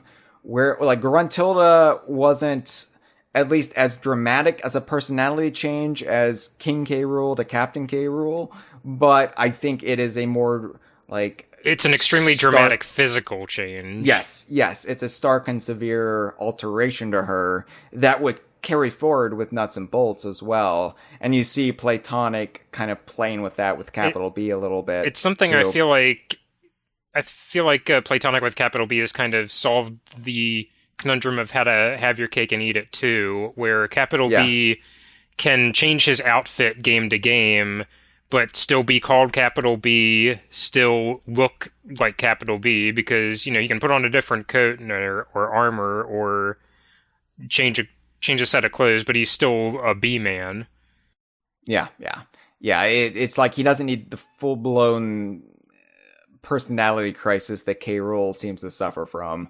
Plus, you don't want to like detract from the specialness that is K. Rool or copy it, you know. So it is like a nice way for them to solve that problem. But like Gruntilda is still very much Gruntilda, minus the rhyming here. But yeah, I do love the turn that she basically got the exact opposite of what she wanted at the end of Banjo-Kazooie, and in the event that another Banjo game ever happens, I hope they just... I guess there's not really anywhere more they can go after her just being a head in the jar like she was in Nuts and Bolts, but... brain in a jar. I guess what I want to say is I hope she's like never 100% back to normal, or if she is, she doesn't stay that way for long, because I just like the running gag that she can never quite get herself back together. There are 2 occasions where they just said the hell with it and reverted Gruntilda back to her original form. Banjo Pilot and Super Smash Bros. Ultimate. And in both cases, maybe not so much Pilot, but I get it in Ultimate, and you can make a couple different arguments for why she looks the way she does in that one. In both of those, you know, right. Obviously I'm going to go with Hardlight Hologram, but... I mean, and it's the K. Rool rule where, like, if this character has a disparate design in every single major game they've been in, first one wins. Yeah, it's basically your template that you will revert to if you need the most iconic version of that character. But if you're going to keep doing, you know, new chronological adventures in the series, yeah, I want to see some consequence, some karmic comeuppance. I know that's not the way karma works, but just bear with me. The popular culture version of karma, that's definitely what afflicts Gruntilda here. And anyway, so Gruntilda is pissed, and Mumbo is spying on this because, you know, they felt the Hag 1 breach Spiral Mountain, so Mumbo went to check it out, and he's like creeping on them from like the distance, and so he runs back to Banjo's house to warn them that Gruntilda is sending a fatal spell their way. It's very much paying off the end of the Gruntilda fight in Kazooie, where, you know, she was going to send that massive spell their way.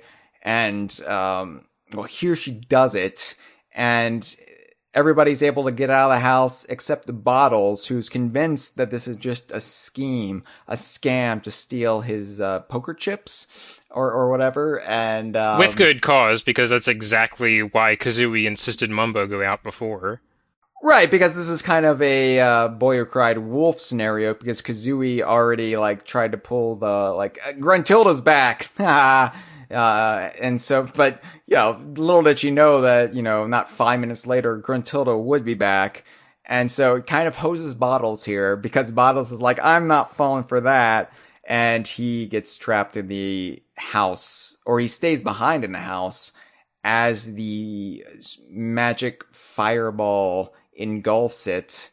And then it's like, I guess we're supposed to assume that, like, everybody gets knocked out from the blast. Like, everybody who makes it out, like, still gets knocked out from the blast because it's morning. I mean, it's the morning after. I have to assume, like, it was like walking away from an explosion. Like, they're all still a bit rattled, but yeah, Bottles is the only one obliterated because of it. So Grunty and her sisters escape, and it's the next morning in Spiral Mountain, and everybody comes to, and they're like, "Did we all make it out okay?" And then Bottles strolls out of the house, completely charred. And he kind of, you know, he kind of stumbles a little bit, and then he just falls over dead straight away. I like that Kazooie has to, like, Kazooie has to mention that Bottles exists before they think about the fact that he was in there with them. Like, as far as Banjo's concerned, well, everybody made it out safe. Yeah. I think it's Banjo just being the eternal optimist, and it's like, oh yeah, I'm not even going to like focus on the fact that obviously Bottles isn't here. I'm just going to assume we all made it out okay, and I like how Banjo is the one to call it. Like he just like, oh no, Grunty's killed poor Bottles just as he's falling over. Like the comedic timing of it is perfect in my opinion, because Bottles is still like not even fully like still on the fall down. They do such a good job of like towing the line with the comedy in this scene, because Bottle's death is dramatic, but the way he dies is so funny in the way it's presented. So over the top, and the fact that they have his spirit leaving his body instantaneously, I think, is to like kind of dull the fact that they just killed a major character from the original game in the opening to this one. Like it's kind of like, we don't want to traumatize the kids too much, so let's make sure his spirit rises up immediately so he's still there in some form, and you can hang on to that. But coming off of Donkey Kong 64 and Wrinkly Kong's death, Bottles dying was only shocking in that we saw it. Like at this point, I was convinced like Rare would be able to pull off anything, and Conker's Bad Fur Day would back me up on that. But I think that we actually like Wrinkly died off screen, right? And we still don't know the exact circumstances of her death, other than she was old. And so to have a character actually get murdered and die is really just, I think, the next step. And okay, how can we up the ante here? And I think it was a brilliant choice that it was Bottles. He's the character in Banjo-Kazooie who, as Kazooie says, wasn't the favorite, but you knew him. He was important. He was a major player in the game. And he's also he's the weenie who gets made fun of the entire first game. Like, you're not like taken aback that something horrible happened to Bottles. You're taken aback by the fact that it killed him. But yeah, he's kind of like the Toby Flenderson of Banjo-Kazooie, in that he gets, picked on and made fun of, and bad things happen to him. Now Toby never died, but this is basically that, Bottles' role in a series up to this point. And I would argue the only downside to this is there's really nowhere to really go with Bottles after he dies and, spoilers, resurrects. I think I know his wife leaves him. I mean, from this point on, he is the weirdo who peeled back the veil. is the route they've gone with him. What I want to see is a schism in the Church of Jiggy Wiggy, where 30% of them become followers of Bottles, convinced he is the Messiah because he resurrected. or something like that. Like, I want them to get weird with it. And I love that Nuts and Bolts didn't shy away from the fact that he died and resurrected, and now that is an aspect of his personality. Like, you don't come back from that. Like, that partially defines Bottles now. Deadhamsterman.com. Check it out. So anyway, that's the story of Banjo-Tooie. So anyway, well, that's not even really the story. It's how it begins. It's not even the story. There's another 30 minutes of the game before you even know what the fucking plot is. It's just, this bad thing has happened. We better chase after the witches and get revenge for them blowing up our house and killing our friend. And then I don't even know, the whole plot. It's okay. I don't know how much the Tooie team were watching the Donkey Kong 64 team and seeing what they were doing with that game, but it does feel very similar in some respects, that in two rare games set in the same shared universe, only separated by 1 year, we've got returning villains who are using this doomsday device that kind of hangs over everything in this sort of morose apocalyptic dread. And so the crux of the game, and really the main driving factor is that Gruntilda's sisters have built a machine called the B.O.B, the Big Ol' Blaster. And not to be confused with the Blastomatic, which of course is K. Rool's doomsday device in Donkey Kong 64, now made forever famous by the Kingmaker itself, Super Smash Bros. But the B.O.B is not a doomsday laser. It is... They're getting a little weirder with it. This sucks the life force out of like living organisms, and that can be creatures, or it can be just like the earth itself, like grass and just soil. We only see it used once, but it seems to like encompass all life. It basically turns turns everything into this like black and white, gray toned. It's basically like leaves behind a discarded shell where once there was life. And we see this come back again in Grab by the Ghoulies with the Reaper. Yes, this convention to establish death and decay. Yes, when the Reaper touches something in Ghoulies, well, specifically Cooper or Amber, they turn black and white yet again. And it's funny, too, how when the Ghoulies die, they disappear in this poof of green energy, which, like, green is the color of like the afterlife in Sea of Thieves. And it's just funny to me, like, how everything intertwines in these games, like in ways that I'm sure weren't intentional, but it's just a result of similar like group think ways of conveying these conventions just seeping in. Oh yeah, I'm not saying. We can exploit that for all it's worth. Yeah, I'm not and saying. I encourage us to. There's not a rare Bible where they say, you know, death is like the sudden loss of life. No, death is black and white.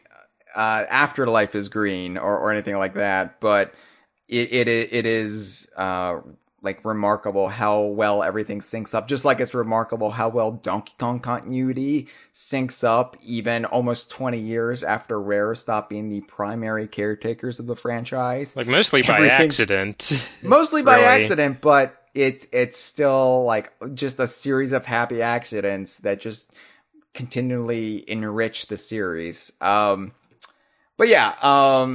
So the B.O.B, like, it plays into what I was just talking about with Gruntilda under the boulder. Her life force has basically been depleted as she's stubbornly clung on to life for the last 2 years. And so now, like, her sisters, I guess, you know, had foreseen this, so they've built this machine that can suck the life energy out of anything. And basically, her sisters are very good to her, I gotta say, except for making her knock off her rhyming. Which was, I think, that was done just because the Kazooie team didn't feel, or the Tooie team didn't feel like they wanted to have Gruntilda rhyme in this game. It was too much work, I guess. Probably. I mean, as we've gone over this story, it's quite a bit more nuanced than the one in Kazooie. Yeah, and I feel like it would be harder for Gruntilda to convey the plot when Gruntilda is seen, for her to rhyme. Because the rhyming was mostly done because she would pop up in the lair to, like, remind you of her presence. Yeah, she has a much less active role in Tooie, I would say. She does. She's kind of relegated to the background, which, at least, that makes it less disheartening that they got rid of the rhyming because she It simply just is. has a reduced role. It is less disheartening, but I would say that Grunty's reduced role and really the reduced, like the complete absence of the B.O.B. after King Jingaling gets zapped, I would argue that's the game's detriment. What Donkey Kong 64? Okay, mark it on your calendars, folks. This is where Hyle says what Donkey Kong 64 did better than Banjo-Tooie. Okay? What Donkey Kong 64 did do better than Banjo-Tooie was continually remind you of the threat of K. Rool and the threat of the Blast-O-Matic.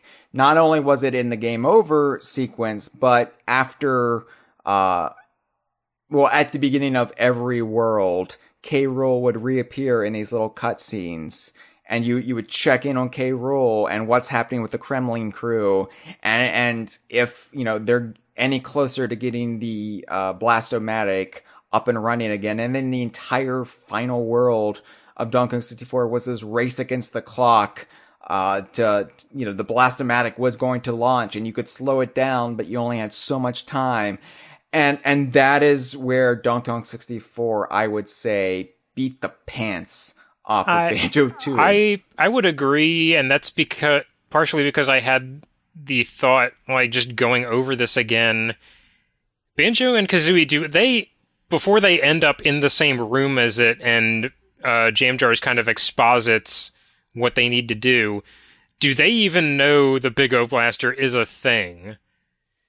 Like, well, they know what something happened to Jingaling, but I don't think they have any indication what, because he gets blasted after they leave. I always took it as they surmised that it was the result of Gruntilda, and just they probably had some discussions about it off camera, when our N64s were off, but when they were like camping at night and they were like going over what happened that day, I would say like they probably knew or they had a good idea, but it was never like the threat just kind of goes away, and then you have the entire game, and then you come back around to it. So you never felt like you were under the gun like you were in DK64. Yeah, it is, I think, the sloppiest part of Banjo-Tooie, and I mean, part of that is just the most obvious aspect of it, is that in a game that narratively is full of like such pleasant surprises and like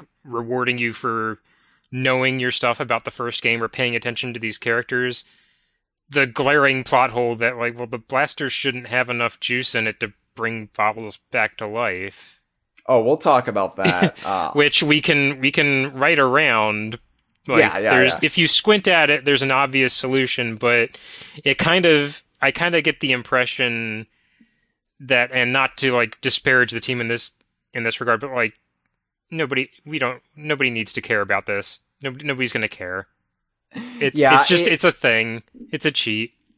I love the plot of Banjo-Tooie, but that is the one element of it that I'm disappointed with. That I feel like the B.O.B. could have come back every so often and maybe like fry, some of the characters you meet along the way. And it's a dark game and you don't want to just fill it with, wanton death and destruction if you don't have to. But I feel like once that the first 45 minutes of the game pass, then you're basically just in the adventure, but you're not reminded of the threat. Like Gruntilda doesn't really come back around. She'll pop up every now and again, but it's not like it was in Donkey Kong 64. There's not even the bare minimum of what happened in Kazooie, where I would say you are reminded of the threat in Kazooie throughout, because Gruntilda eggs you on through the entire adventure, and you have the game over screen that shows what happens should you fail. Yeah, I think not having a game over screen and like I get it, because this was, they obviously were cognizant of the fact that we were moving away from game overs and you didn't need lives. I mean, it was weird in the context of Banjo-Kazooie too, because yes, I think a lot of people, and myself included, didn't understand that you didn't actually have to see the game over screen to save your game. Save and quit was literally asking you to save and then asking you if you wanted to quit. Yeah. But I know the reaction of myself and a lot of people was, well, why did the game punish me for trying to save? Yeah, but I mean, that being said, it was a cool thing to see. Like, here is, if you don't pick up the game again, here is the worst case scenario. And, Donkey Kong 64, we got it. We didn't actually see the island blow up, but you're left with the knowledge that, yeah, it's gonna happen. Every single Kong is going to die, and their animal buddies too. How do you feel about that? Whereas Banjo-Tooie, I feel like we needed a little bit of something. We needed to see Gruntilda restored, and we needed to see the B.O.B just like devastate something. And we didn't get that. So yeah, that is one area where Banjo-Tooie isn't as good as Donkey Kong 64, and that is the last time I'm going to say that. I mean, in every way, Banjo-Tooie is DK64's superior, but as far as story goes, as far as setting up the stakes, yeah, DK64 there you does go, a better job. DK64, you had the better big gun. All right. So I want to touch upon briefly the primary characters of the game and kind of check in where they are, or if we hadn't met them before, who they are. And when I say primary characters, there are so many characters in Banjo-Tooie. That famous collage of all of the characters in the game that the Banjo-Tooie team signed and you could win on Rare's website back in the year 2000 really just illustrates like the glut of character in the games. But the primary characters, I would argue, are protagonists, the ones you kind of interact with, that have a basic function for your adventure, and some of the characters that are on the overworld. So this is all nebulous. Like, I'm sure you can make the case, well, Jolly Roger is a primary character of Banjo-Tooie. And maybe retroactively he does become that, but I've made a list that I feel like is pretty solid as far as who could be viewed as the core cast of Banjo-Tooie. And this is a big list anyway, so I don't feel so bad for leaving out anyone, but let's just check in. So Banjo and Kazooie, they haven't changed all that much. I mean, aside from all the moves they learn throughout the adventure, I would say that Kazooie is even snarkier in this game than she was, and Banjo is... How to describe Banjo? Banjo feels a little different, but I don't know if he's... Is he a little bit more dour in this game? Or... Because I know, like, they changed his audio a little bit, so he's not, like... as upbeat. He makes a little bit like lower sounds, but I don't know if personality wise he's all that removed from Banjo-Kazooie. I think part of it might just be that there is a lot more banter in the second game compared to the first. I guess. Yeah, I think Banjo and Kazooie, they're not like, aside from bottles, they don't really like engage all that much, outside of like the end scenes and repartee with Gruntilda. But they talk with a lot of characters in Tooie. And so you get the sense that Banjo is this, upright kind of guy, but he's kind of a little bit shorter at times. He's a little bit like he's I don't know, maybe I'm just reading into it. He seemed a little bit grumpier at times, and maybe that was just the pressure of everything that had happened to them, starting with his house blowing up. I think sometimes he is, but also a lot of the times he's grumpier specifically because he's having to like tamp Kazooie down a little bit for being the much harsher one. Yeah, I sometimes I think Kazooie goes overboard in this game where like, it's not that she's not likable, but she takes things too far in that very like 2000 kind of humor where it's like she's rude, but she's also almost like gleeful at very inappropriate times. And yes, I am thinking about when they're in Bottle's house and talking with his family. She can't wait to break the news to them.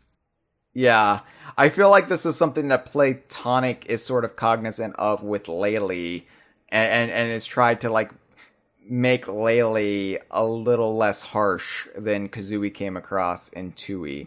I think to an extent, like, Yuka is also a bit more of an active participant in some of the Yes. less than savory things they do, so there isn't that contrast there is with Banjo and Kazooie. Yeah, because sometimes I look at Banjo and Kazooie and I'm like, how are they friends? Like, how does Banjo put up with this? And how does Kazooie, what does Kazooie get out of this relationship with this relatively decent, if not naive, hick?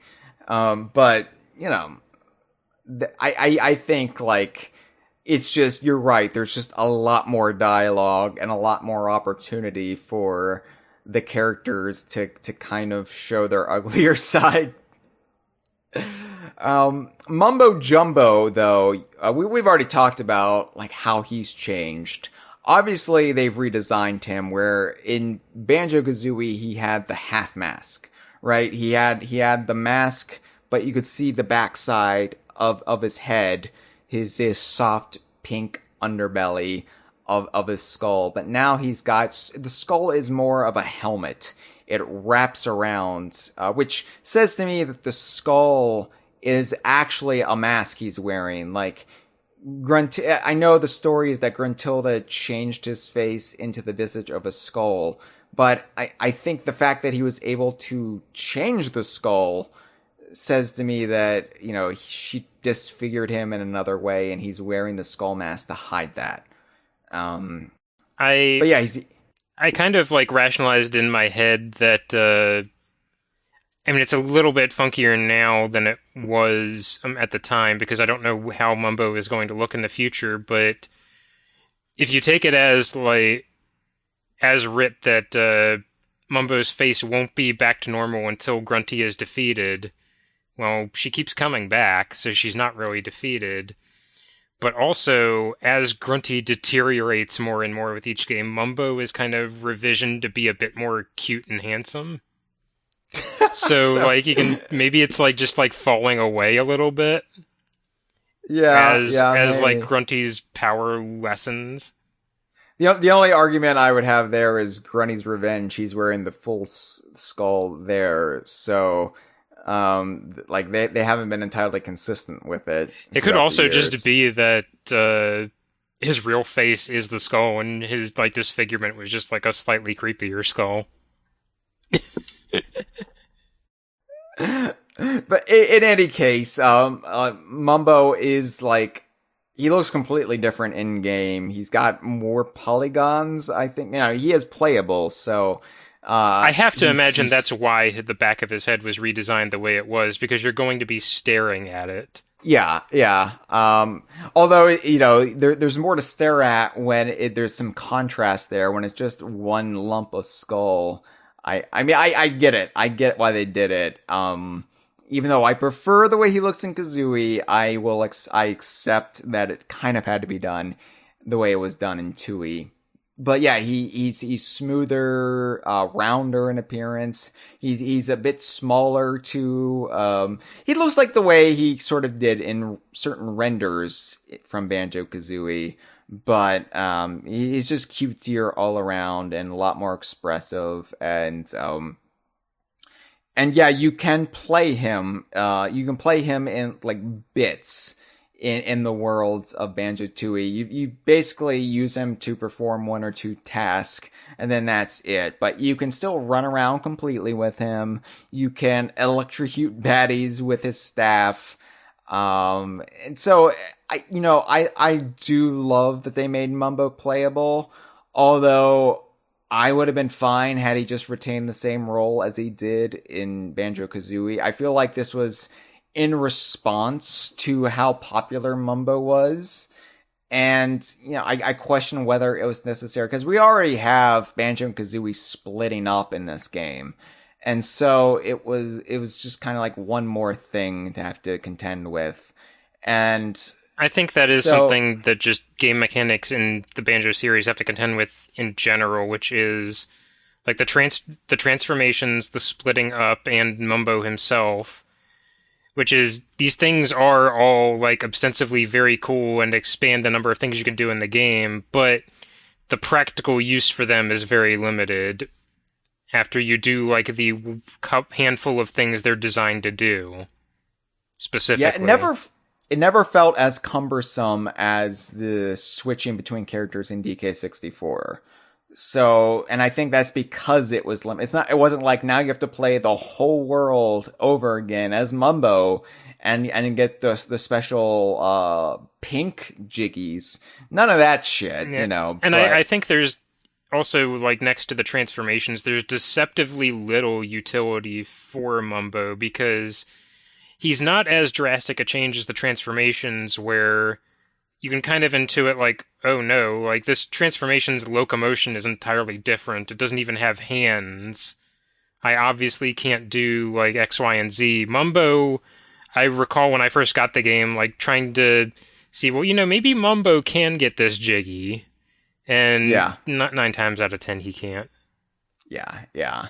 And like, very, very cool to run around as him, scratched an itch, but then once the itch is scratched, you're like, oh, well, now I just have this rash that isn't irritating me as much. I don't know. I don't know why I said rat. I think it's because Mumbo looks like he's just one big, like, infected skin lump.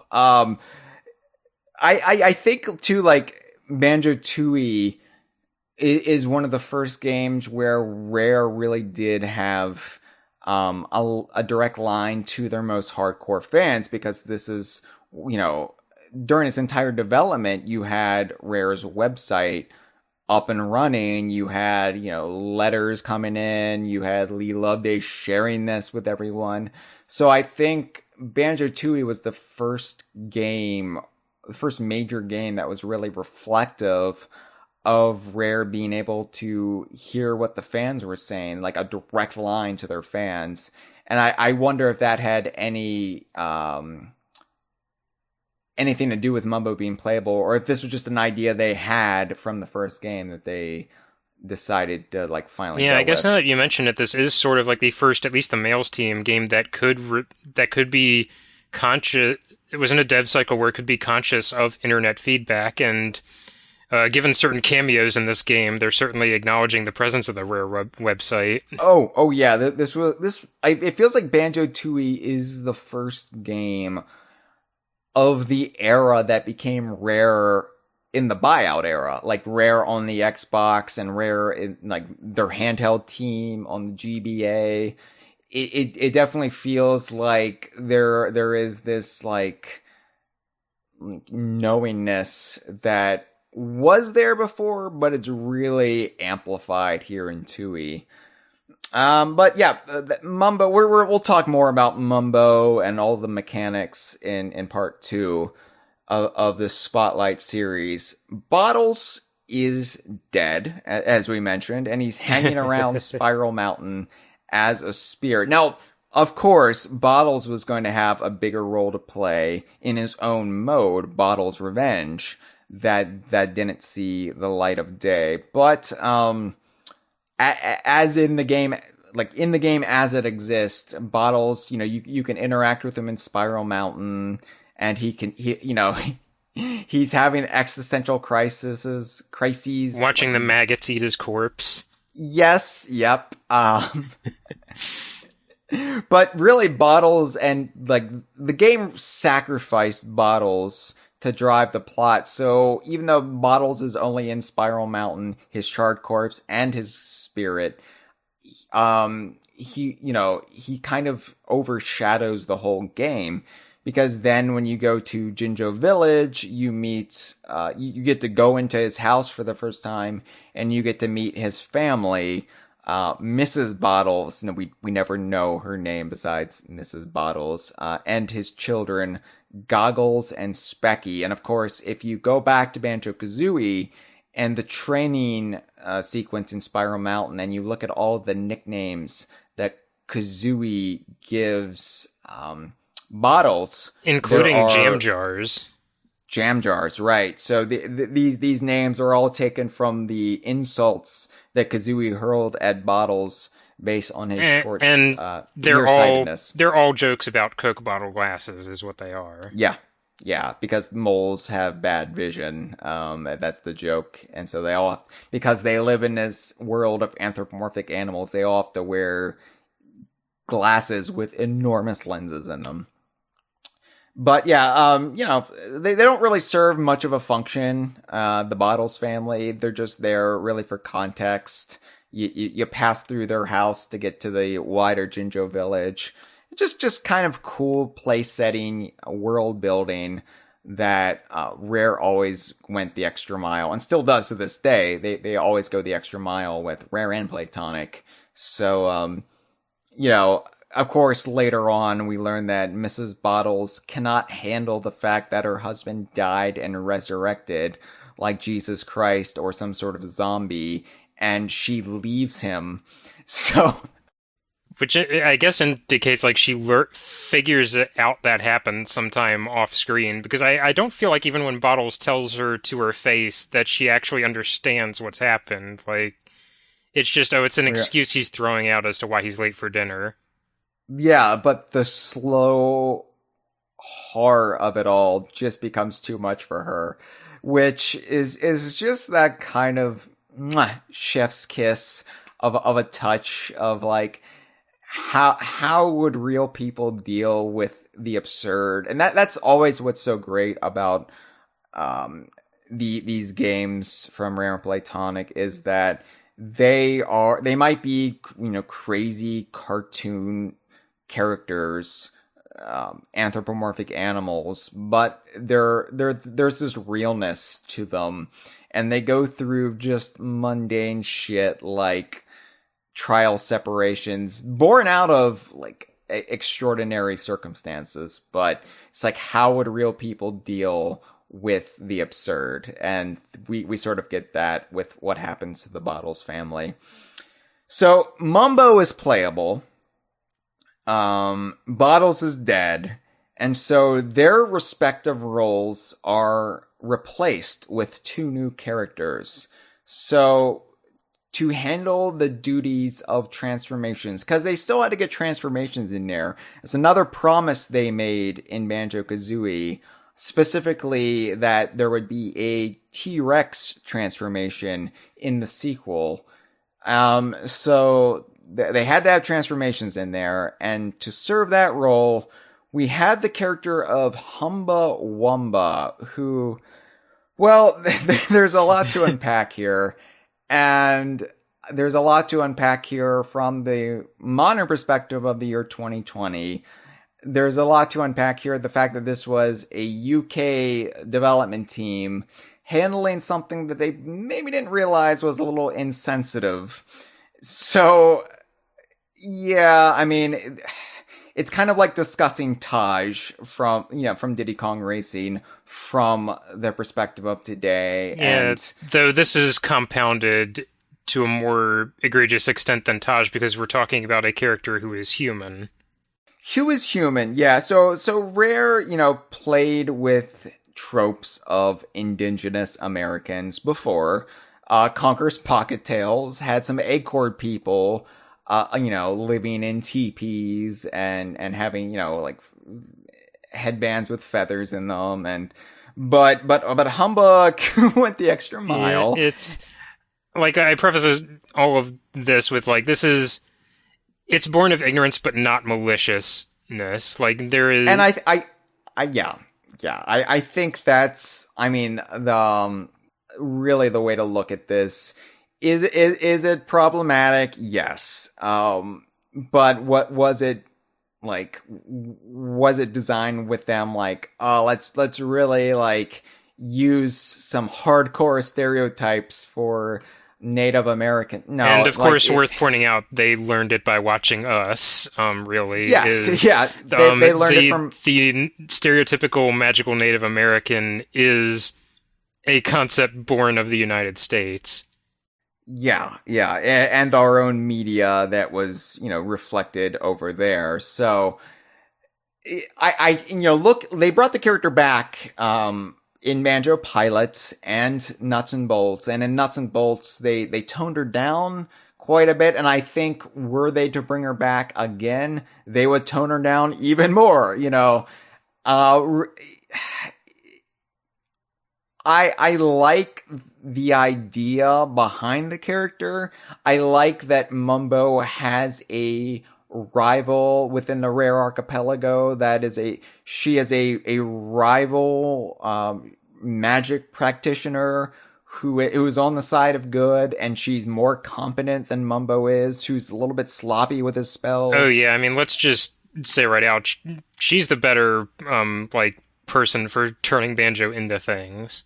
Yes, and I like this idea that in the Rare Archipelago, there is this whole subculture, like people from around the world come to the Rare Archipelago to learn the ways of magic. Gruntilda did that. We learned in the backstory of Banjo-Kazooie. She either trained under or trained with Mumbo. And Humba, obviously is an indigenous American who came to the Isle of Hags. And just like, I like this idea of there being this like unspoken weird group of people who like, it's like Hogwarts, to talk about another suddenly problematic thing in pop culture. It's like this hidden world of magic users, but it's more like rustic, and it's more like there's not this vast institution. I guess there is. We learned about like which schools that Gruntilda went to and things like that, but it's a little bit more like nomadic and a little bit more off the grid here than it is in Harry Potter. I also just like the utility of it, that they have to have another magic character who can transform Banjo-Kazooie into things because Mumbo is busy. Let's have someone replace him, and the gimmick is they really hate each other. They cannot stand one another. Yeah, they've kind of got a like an old school Hollywood banter like that. It's like I know Nuts and Bolts kind of plays with the idea that maybe there's a romantic spark between them, but in Tooie, it's just flat out hatred.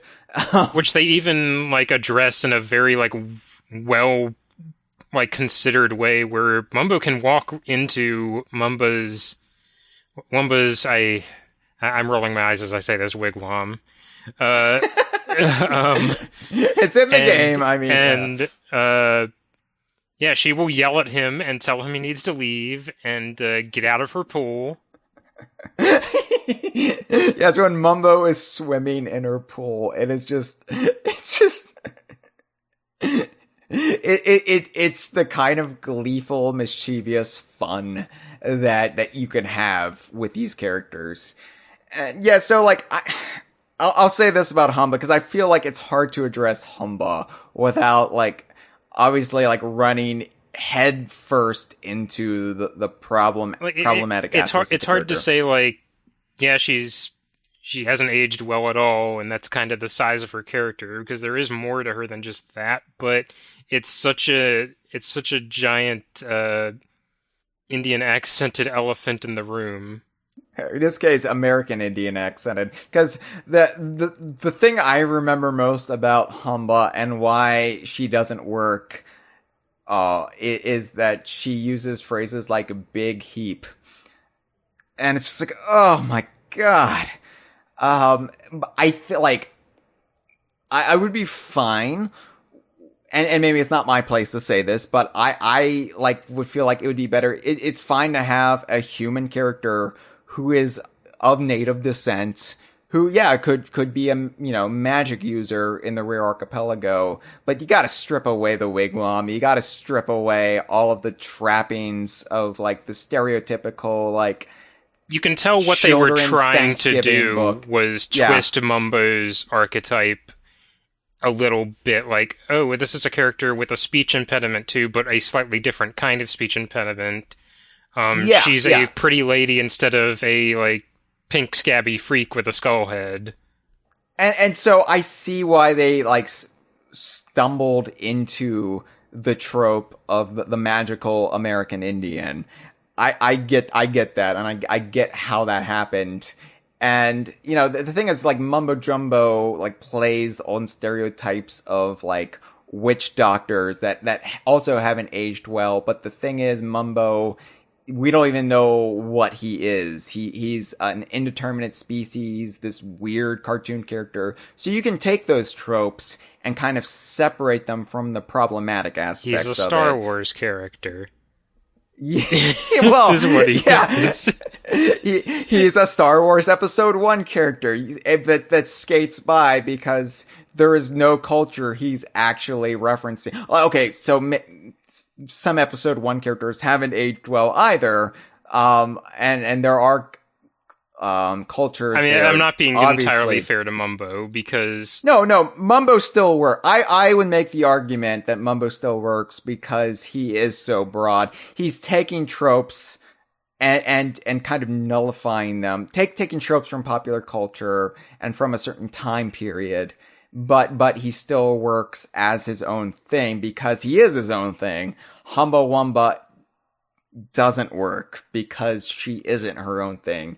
And, like, I would be very interested to see, like, I'm not saying, like, scrap the character, because I do like the character, like, the intent behind the character, and I do like her in Nuts and Bolts, and I feel like you just have to do also, a little bit more work. This series throws out enough female characters as it is. We kind of need to grasp the ones we have.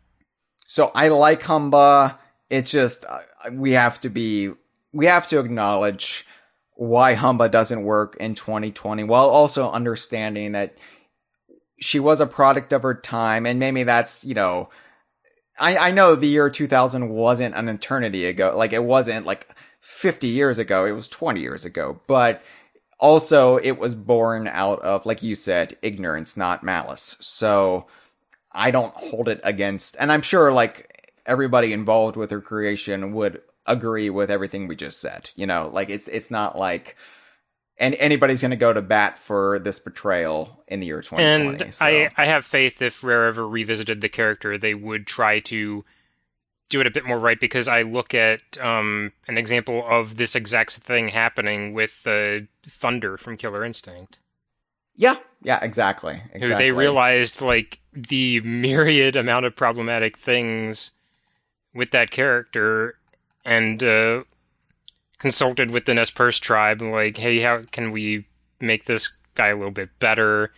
And then consulted with them again, because his initial design was kind of made under a time crunch, and they revisioned him again for an even more, like, faithful, respectful design. So I think there is a solution where you put the work in and kind of make Humba work as a character without just kind of washing your hands of her completely.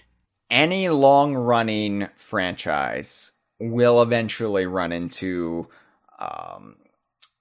portrayals and ideas that don't fit our ever evolving and compassionate mindset. And so, it's always about hoping the franchise evolves with those. And as we saw with Killer Instinct, it definitely, there's definitely room for it. So yeah, I don't think we'll ever see a First Four Figures statue of Humba Wumba, but I definitely think, we could see the character back again in the future. Jamjars, on the other hand, is Bottle's brother that's introduced for the purpose of learning moves. And again, it's an opposite thing, just like Humba was to Mumbo, they decided to go the opposite route with Bottles. So while Bottles is kind of this nerdy, nebbish, all the deceptively nerdy, nebbish, because he does know all of these moves. He does have all this like wisdom. I always likened him to like this secret kung fu master. But Jamjars is brash, doesn't take Kazooie shit. He's a drill sergeant, and he even like speaks ill of Bottles upon learning he's dead. So yeah, something I like about Jamjars is he's kind of like the perfect marriage of like the new gameplay application and the lore, because his gimmick is he has to replace Bottles because Bottles died, but also he has to justify, in the context of this game, why you're suddenly able to learn moves when Bottles could have just like kept teaching you them in the first game. No, Bottles didn't know everything. Jamjars is a lot more knowledgeable about this kind of thing, and Bottles only knew how to teach you the basics. I also like, by like stepping back and expanding this world, the introduction of Jamjars also raises the question, well, he's in the military. What military is he in? And it's like, is there a mole military that like, just like there's the Squirrel High Command in Conquer, is there this whole like armed forces of like moles? Like, that would be a scary army coming after you, like an army that can burrow underground. I think Jamjars could also just be a one-off weirdo. Like, he's just a military fetishist, and he's like, oh, yeah, I'm gonna build all these silos. Yeah, I never actually served a day of my life. I'm a soldier, but even though there's not an army, he's just a soldier of fortune. He's just yeah. I think that would open up some disturbing, like, he's like, I don't want to associate Jamjars with like militia nutters here in the States. But yeah, I like to think Jamjars is legit and official. But yeah, I mean, obviously the game never elaborates on. At the very least, he's a soldier without a war to fight. Yep. So, which is why, he takes on this role. And so yeah, I think Jamjars makes a nice contrast. He's not as endearing as Bottles, but he has a fun voice. He's not supposed to be. Right. Yes.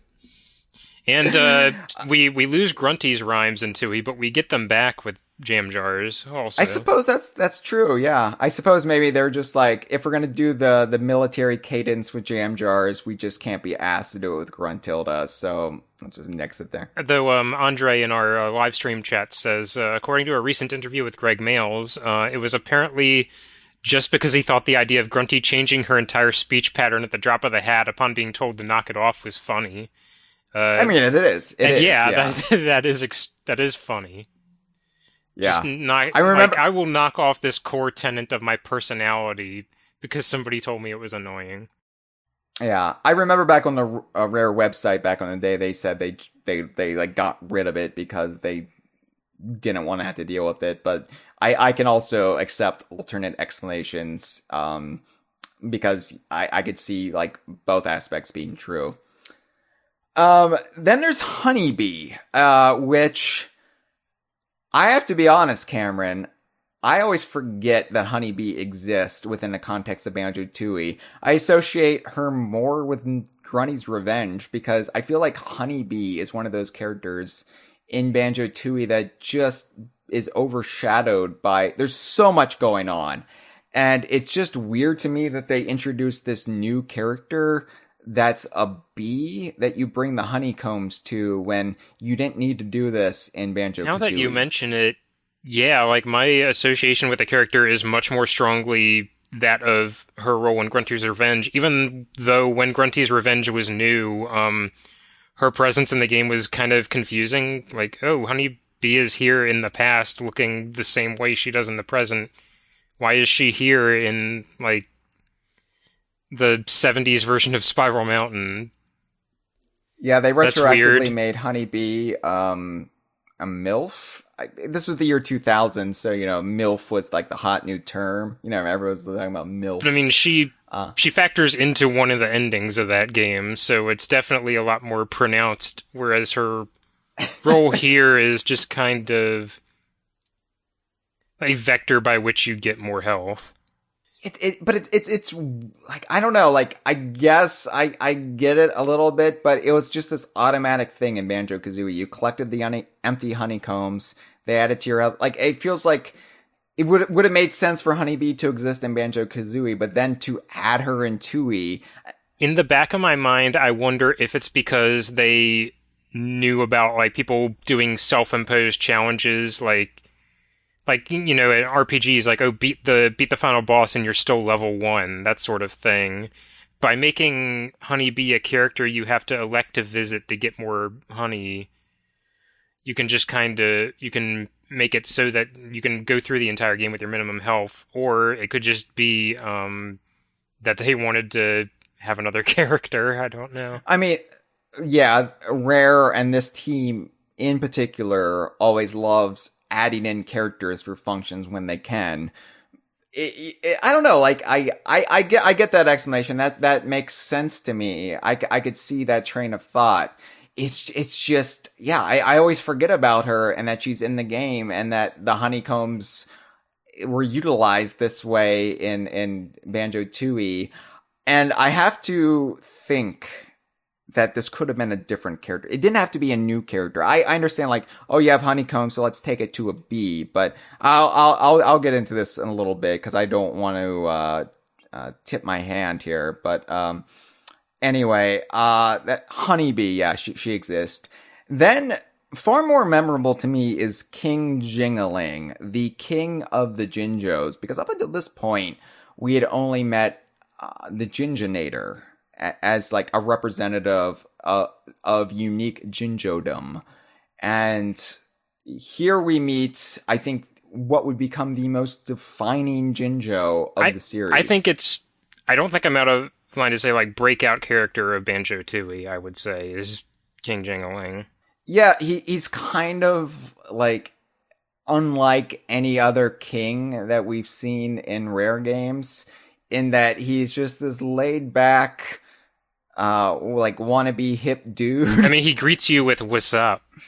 What? Yeah. Again, it was the year 2000. People greeted each other with "What's ups" and talked about MILFs. But it wasn't a great time, come to think of it. But in some ways, the 2020 can be a little bit better than the year 2000. But I think that, like, Jingaling, it just helped put a face and personality to the Jinjos that made them more than just these cute little personified collectibles. Here we got to experience a bit of their culture and what it means to be a Jinjo outside of standing helplessly around and saying, help, help. And that was important. And it really made the Jinjos, I feel like, come up a bit in the rankings of what mattered in the Banjo games and the DKU. And of course, Jingaling, I almost said Jiggy Wiggy because I always mix them up when I'm talking about them because they have very similar names. King Jingaling also has a character with him who is a returning character from Banjo-Kazooie. Inexplicably, he has partnered with the character Toots, who was with Ruby in Gobi's Valley in Banjo-Kazooie, but now he is just with King Jingaling. Yeah, and will be fried along with them when the. See, I almost said blastomatic. Big O Blaster hits. Yes, when Master Jiggy Wiggy was hit with the blastomatic, we were all disheartened to see what happened to Toots. It was funny because you get introduced to this character. It's like, oh, he's a cool character. He says "What's up?" He's hip. He watches beer commercials, and then immediately it's undercut because the life force is sucked from him. Gruntilda is like, how dare this king who is squatting on my island, even though I took my lair from him in 1978, which we don't know at this point. How dare he help Banjo and Kazooie? You know what? I'll show him. We're going to suck the life force out of him. It's a turn because the plot kind of treats him as like very with a this degree of flippancy, and then suddenly like he is the the core result of like the main villain scheme in the game. But prior to this, he's I think kind of even taking the piss out of the the Jinjo conflict a little bit because he's asking for your help because all his subjects have run off and he needs them back and think, well, it is because you're worried about their safety. It's because they're going to be late for a kickball tournament. Yeah, and I like how this idea of the kickball tournament permeates so much of like the game's plot. It's always under the surface, this upcoming like kickball tournament, and then you see it in the first world. You see kickball come into the first world and then a little bit later on too. So it's just like context and flavor for the Isle of Hags, and it makes the Isle of Hags feel like a real environment with like all of these like citizens living on it that interact and have conflicts and have these lives beyond just Banjo and Kazooie strolling through looking for magical puzzle pieces. And that's important. That really like builds the world of Banjo-Tooie in a way that very few 3D platformers ever accomplish. Banjo-Tooie is not an obstacle course. Banjo-Tooie is a living world. And Jiggy Wiggy really helps establish that. Jingaling. And then, of course, fuck! Jingaling establishes that. He establishes that it's a living world, and then promptly establishes how it can be a dead one. Right, because then he gets the life sucked out of him, and then every time you visit him, his palace is now gray, and he is a zombie. It feels to me directly inspired by Hyrule Castletown in Ocarina of Time, where it's this bustling and like happy environment in Link's childhood, and then 7 years later, it is populated by zombies, redeads. I have no problem saying this. I was a mega wimp as a kid, and zombie Jingaling did terrify me. Oh yeah. I got over it when I played Spooky 4 months later. Oh yeah, that'll do it. But for 4 months, I did not want to mess with King Jingaling. And then I like to, it shows like that maybe they didn't suck all the life force out of him, and there's just a little bit left, so he's a zombie. And Toots is delirious charred. and giving you like weird gossip about the boss characters in the game. Yes, this is how we learn about Terry's divorce. If I'm right. Yeah, so he's kind of like the blunder bear of the game as a result of this zombification. So Master Jiggy Wiggy, on the other hand, or as I call him, King Jingaling, Master Jiggy Wiggy is the weird ass character of really Banjo lore in general. So not only do we get greater context for the Jinjos, we get greater context for Jiggies. And come to find out that Jiggies are wrapped up in this, I guess cult is a good way to describe it, cult of weirdos with Jiggy-shaped heads. It's never quite clear, but we know there's this crystal Jiggy, which is like the Omni Jiggy, right? That maybe all other Jiggies are derived from. And then, of course, I could go into Sea of Thieves lore and talk about the same material. That's the Shroud Breaker and how that's derived from ancient, or how ancient coins are derived from that, and Jiggies are possibly derived from that. But that's a whole other thing. All you need to know is that Master Jiggy Wiggy is the leader of this Jiggy cult, and he opens up the worlds for you.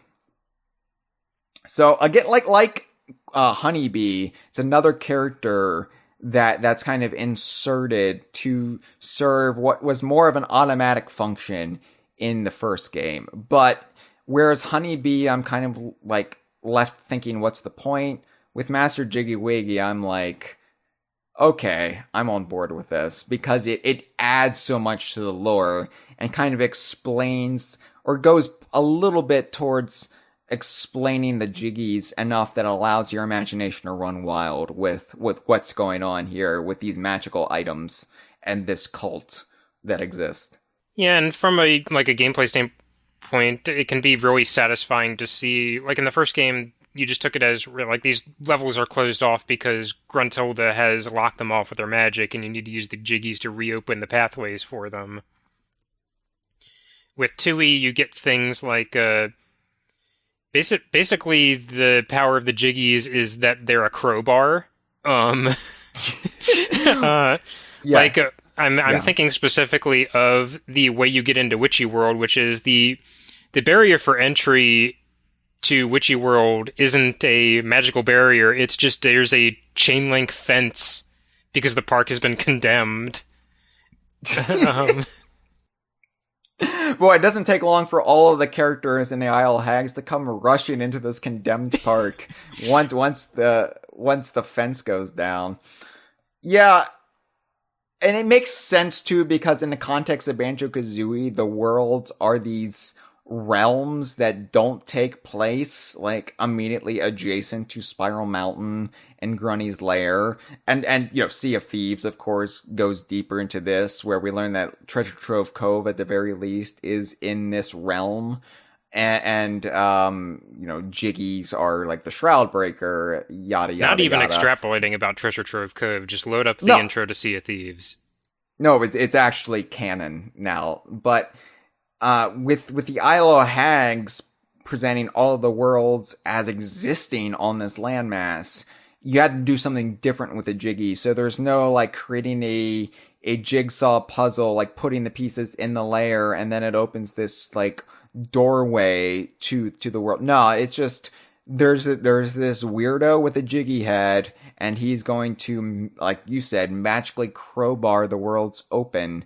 But you still have to solve a puzzle, which is how they bring over the bottles bonus from Banjo-Kazooie into a more concrete gameplay aspect rather than just this hidden little thing. It's actually a core part of the game and progressing in the game. You have to solve these jigsaw puzzles to prove your worthiness to Master Jiggy Wiggy. So, yeah, I love Jiggy Wiggy. I also love that Jiggy Wiggy came back in Grunny's Revenge as well. And you learn that he, too, used to live in Spiral Mountain with the Jinjos. And they were all driven out by Gruntilda. So, just one of the many reasons why Grunny's Revenge is a magnificent Maybe Banjo just game. Moved in for the low property values. Yeah, I think that's basically what it was. Is like, oh, all these civilizations have been driven out. Sweet. I'm going to build a house here. Heggy is a hen, and she is only there to hatch the question mark eggs, which I have to be honest, Cameron.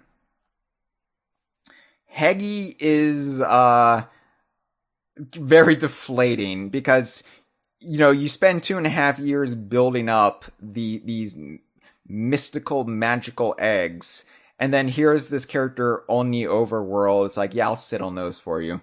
Which, to be fair, I think even if Stop and Swap worked exactly as intended, how they wanted to all along, I think you would still unlock their features through Heggy. Yeah. Like, in my mind, like, this was going to be something buried deep in the game, and it wasn't going to be this character hanging out just across the way from the Church of Jiggy Wiggy. And granted, you do still have to kind of look for where she is. It's not the most obvious location where her, like, giant egg nest is. You kind of have to go off the beaten path. Yeah. She's still a weird character. I would put her bottom rung of the main Banjo-Tooie characters, or at least like the important Banjo-Tooie characters.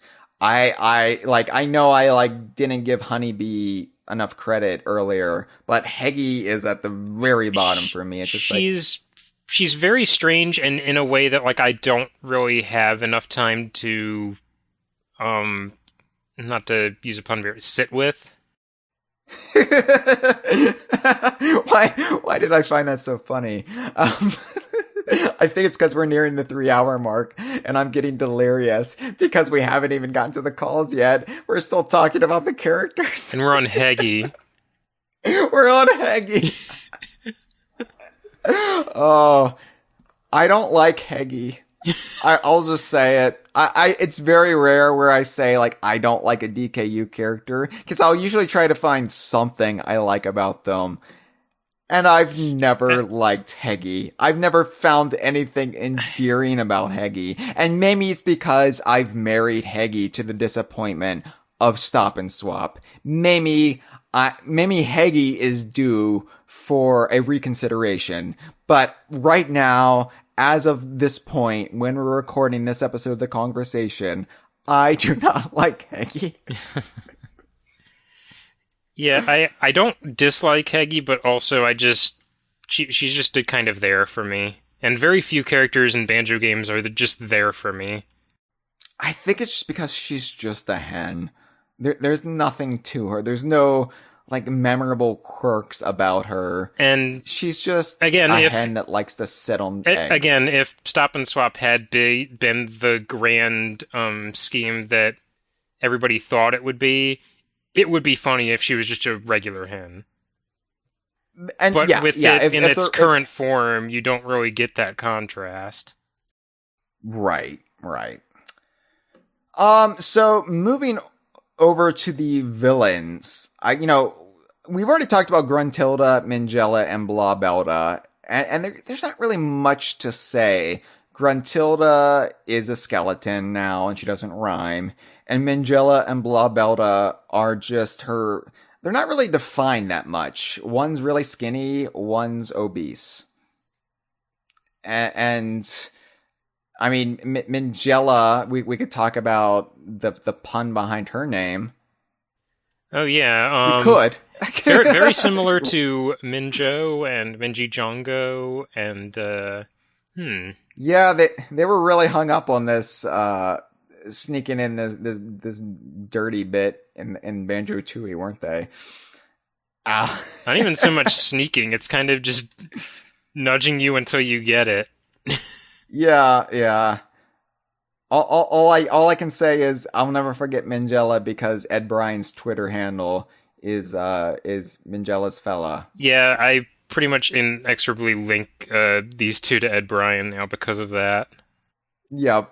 And Blobelda has a cat, which is it Puddles or Piddles in Banjo-Tooie? I think it's Puddles is Blobelda's cat. Piddles is Grunty's cat. They're both the same joke that the cat pisses. Right. Although we did name Puddles and Rare signed off on it. So I think it was a Matt Corna invention. Really? I want to say. Yeah. But way back before I was running the Twitter. I guess that makes sense because that would be a character that would not be in the parade or the credits. I might be wrong, but this was before I ran the Twitter account, and I know they tweeted at Rare and asked if we could call the cat Puddles, and they said, "Yep, sounds good," or something to that sort. I'm sure our audience would know more than I would on the subject. So. I like it as an extra touch just because it's one more thing for them to have to animate when Blobelda's on screen. Yeah. And late in the game, spoilers, when something happens to her, when she loses the Tower of Tragedy and the weight falls on both of them, you hear the cat scream with her. That's horrifying. I associate Banjo-Tooie with cats too, because I got my rescue cat Smokey, who was with me for 16 years, like right around the same week Banjo-Tooie came out. And so I have like distinct memories of her like sniffing around the den where I kept the N64 and really like getting her sense of the place for the first time and like building trust with me while I was running around Witchy World. And so I associate this game with my my best friend for 16 years. And so it's horrific for me to think what happened to Puddles as a result.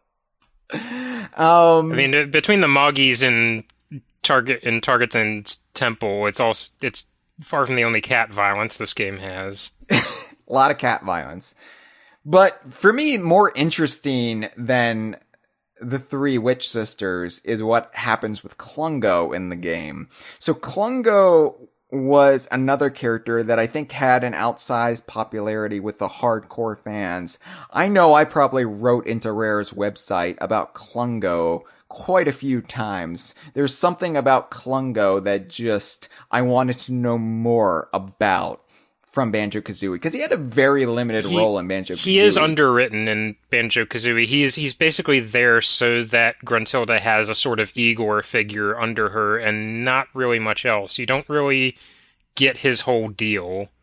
Like, you don't even necessarily understand if he's the one who built the, like, beauty-sucking machine that he's operating. I mean, I think you're left to infer that he did, and of course, Grunty's Revenge makes it crystal clear that he's like the machinist in her employ. I know, like, a lot of the contemporary Banjo fandom wanted more Klungo, and so this is where I'm wondering if the influence of Rare's website and having that direct outlet to the most hardcore of hardcore fans influenced what they did with Klungo in the game, because Klungo is another character where, while he's not like suddenly playable, he does get a whole lot of character development, and it's character development that's never been walked back, which I love.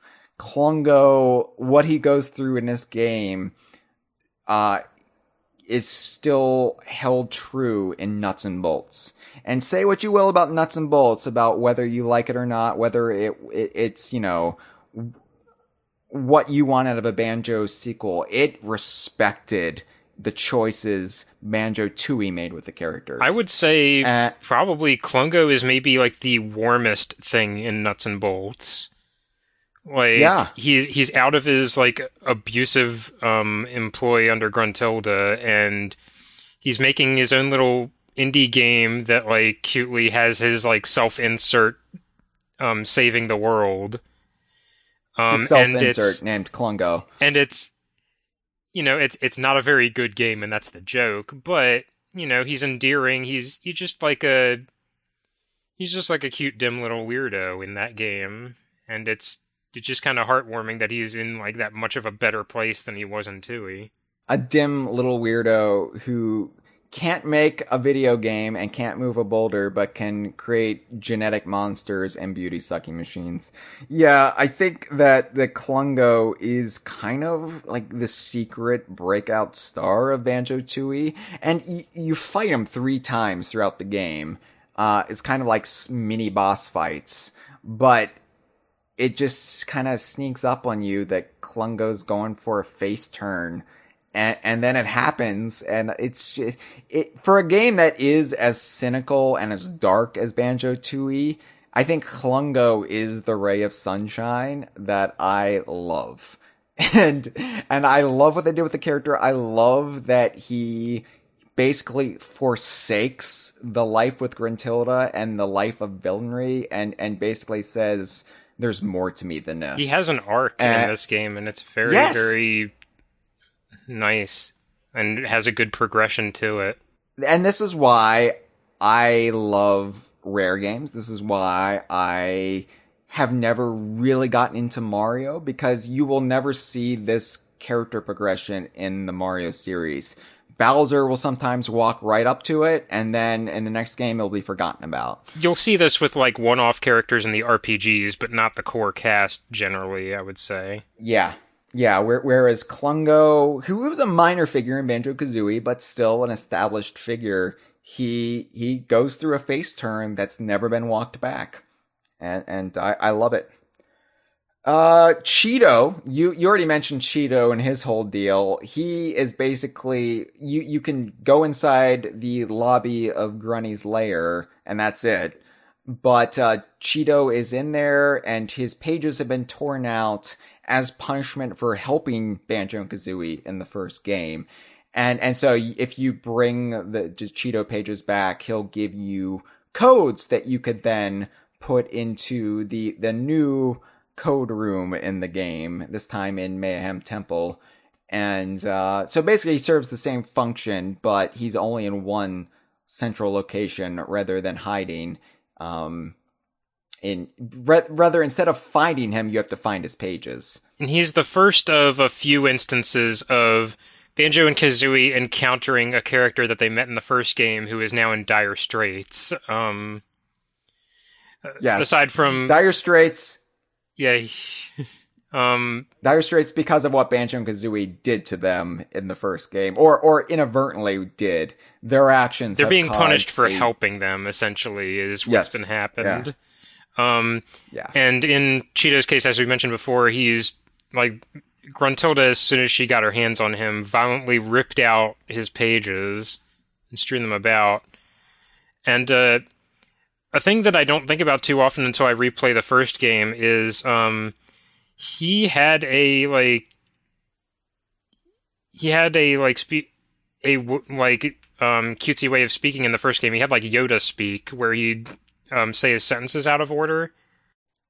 He doesn't do that in the second game, and I like to think that it's just that was an affectation in the first game, like a whimsical thing he elected to do by choice, and in the second game he's just too beaten down.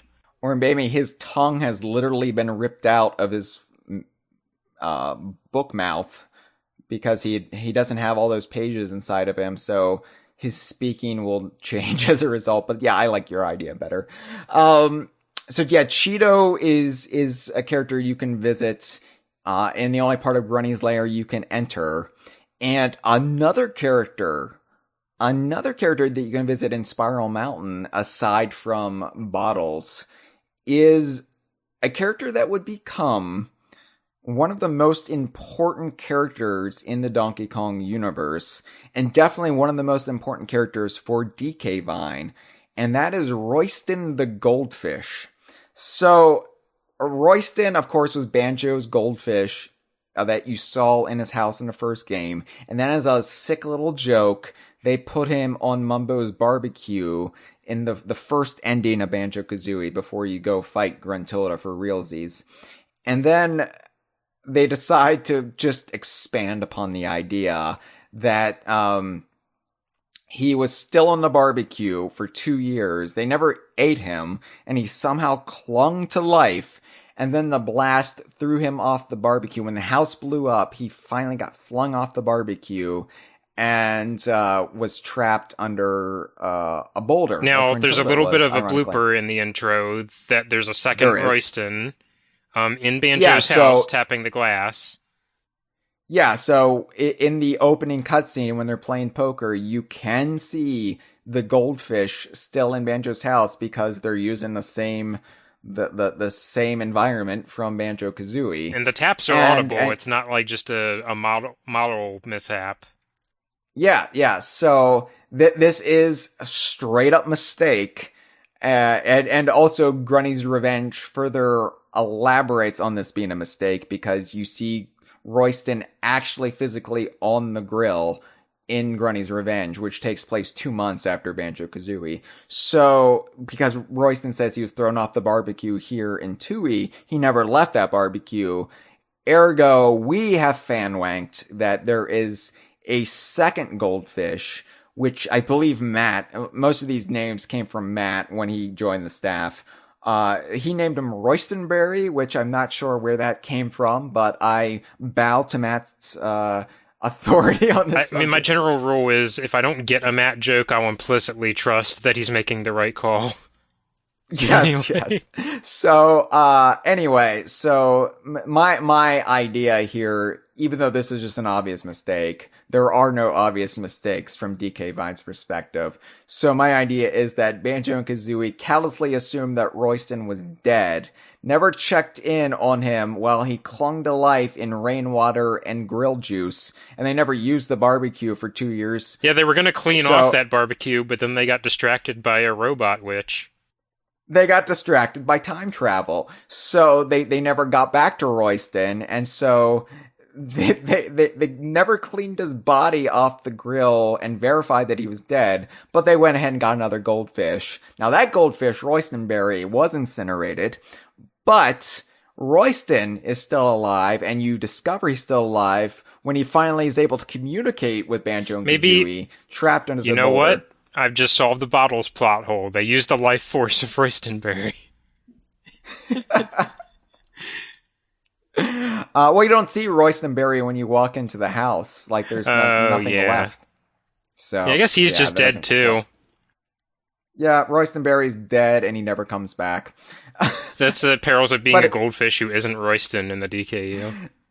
I think Royston just sucks every goldfish's life force himself. Yeah, so Royston, basically, he's there to serve a function. He basically gives you a boost of oxygen, right? Like that. He gives you extra bubbles and helps you swim better. Yeah. It's a weird little thing they throw in there. I don't know why they thought this was like. I guess because like even in the world where you swim quite a bit, Mumbo oxygenates the water, so the extra bubbles aren't needed there. I think it's just like a little echo of the theme of the rest of the game, where you're even rewarded for going back to Spiral Mountain. I guess, in a very significant it's way, cool like not unlike how Blasto is used later in Ukulele either. Sure. And it's cool that they decided to extrapolate upon your cruel goldfish joke and actually make him a real character.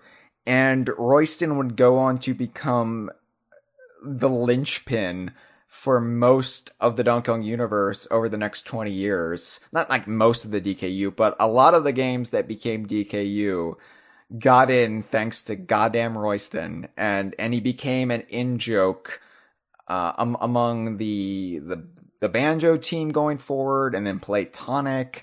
And just kind of this knowing thing that both Rare and Playtonic and Ed Bryan, who created him, all kind of gleefully indulge us with. He's a big googly-eyed secret handshake. Yeah, because like from Connect Sports Season 2 to Goldilocks and Little Bear to Ukulele, I think those 3 appearances are directly our fault. So, anyway, Royston, what can I say about Royston until we do a character witness for him? But Royston, I love the guy. And finally, the big absence is Tootie. And when I said that I think Honeybee could have been another character, I think Honeybee could have been Tootie, and it would have worked just fine. They didn't put Tootie in the game because she was the big MacGuffin in Banjo-Kazooie, and obviously this plot is a lot more in-depth and weird and intricate, and they were like, well, she doesn't really serve a function, but it's weird that she doesn't show up, and then she's on a milk carton as missing in Cloud Cuckoo Land, because the whole point of Banjo-Kazooie was to rescue your sister, and now she's missing and nobody cares. And in the years since, we've reconnected with Tootie. She was obviously in the realm of Minecraft, and it's fine. And she's now in Super Smash Bros. Ultimate. There's a Tootie-sance going on right now. So, glad Tootie is going through this second coming. I mean, the missing poster is clearly like a cheeky nod that they didn't put her in the story and realizing after the fact and making light of it, but it does make it, because they made that joke, it makes the implication much darker. Like, she could have just been, away for the summer or something. Yeah, she could have gone to college. She could have gone to summer camp. I don't fucking care. Like, she may not have even lived with Banjo full time. She might have just been like staying with him for the weekend or something. Right. That was always my implication, that she was just visiting Banjo and she didn't actually live there. Which Mitchell and I discussed on the Banjo-Kazooie Iceberg episode of a few months back. But yeah, I think that little joke, they couldn't help themselves, but it makes the implication much darker. And it's just like, oh, okay, so Banjo's kid sister is missing. Kind of bearing the lead here, everyone. Okay. But sure, she ran away to the realm of Minecraft, and we've Banjo and everyone else eventually found her, and everybody's happy now. Happy ending. So I was gonna briefly talk about the ILO hags as a conceit, as an environment, but it dawns on me that would take probably another 20 to 40 minutes, and that would probably be best served kicking off the next episode where we really get into the worlds of Banjo-Tooie. So we're going to table that for now, and we're going to take the calls we've gotten so far for the Spotlight episodes. So far, we have 3 calls that I want to play. Should we just jump into it? Oh, absolutely. All right, here we go. First call. Hey there, Kongversation hosts Hyle and Cameron and Kongversation listeners. Long time caller, first time listener. Wait. Anyway, Steady Dre here, and I'm calling in to talk about Banjo-Tooie. Naturally, as this is the Banjo-Tooie episode. First off, what a way to follow up an immensely popular and solid basis. It does so many good things right out of the gate, such as retaining all the moves from the first game, and it just builds on from there. The thing that really makes it stand out for me is how interconnected the world is. Each of the separate levels and how that joined in with another in some other way, either via Chuffy in most cases, or just the little passageways that you have to seek out. And I vividly remember trying to seek out all the nooks and crannies, hoping that there was like just a way that you could do some sort of loop between all the levels in one go. And I even used to think like that derelict Flume of Doom outside of Witcher World used to connect that to Jolly Roger's Lagoon somehow, and I was convinced if you got in there there'd be like an underwater portion of Witcher World. Anyway, that was silly. I guess my question to you guys is, if you've not already spoke at length about it, that is, do you think that all the convoluted ways to obtaining jiggies and all the collectibles and the variety of hoops that people have to go through to get those jiggies, do you think that elevates or hurts Banjo-Tooie? It's certainly not as straightforward to hop in and just play as Banjo-Kazooie is, which is you can just go around, you can just wander around a level and you'll bump into jiggies, or just ones that are a lot more straightforward to obtain. There's a lot in Banjo-Tooie that are just sort of like hidden behind a glass wall or glass door, and then you think, oh, I can get that, and it's like 4 hours later, you've done several other things, you can get it. But yeah, anyway, it's a fantastic game, and I absolutely love it. I have it slightly above Banjo-Tooie in my opinion, just because of the world, and wow, I cannot believe it's been 20 years since it came out. Thank you, Dre, our good friend, Deadeye Dre, who co-runs Golden Sands blog post with Jeff. So, thank you, Dre. What do you think, Cameron, to their question? Well, I guess, and this is kind of like I guess maybe a non-answer, but I think it's a strength of Banjo-Tooie just because for all of the detrimental runoff that sort of causes, where say, yeah, the Styracosaurus jiggy in like Pterodactyl Land is a little bit overkill and stuff like that. I think ultimately the effort you have to expend through Banjo-Tooie and the lengths you have to go to, like through these interconnected worlds and puzzles that all converge at a single point. I think it's ultimately a strength of the game just because very few other games in this genre have done that. And It makes Banjo-Tooie, warts and all, there's nothing really else like it because of that.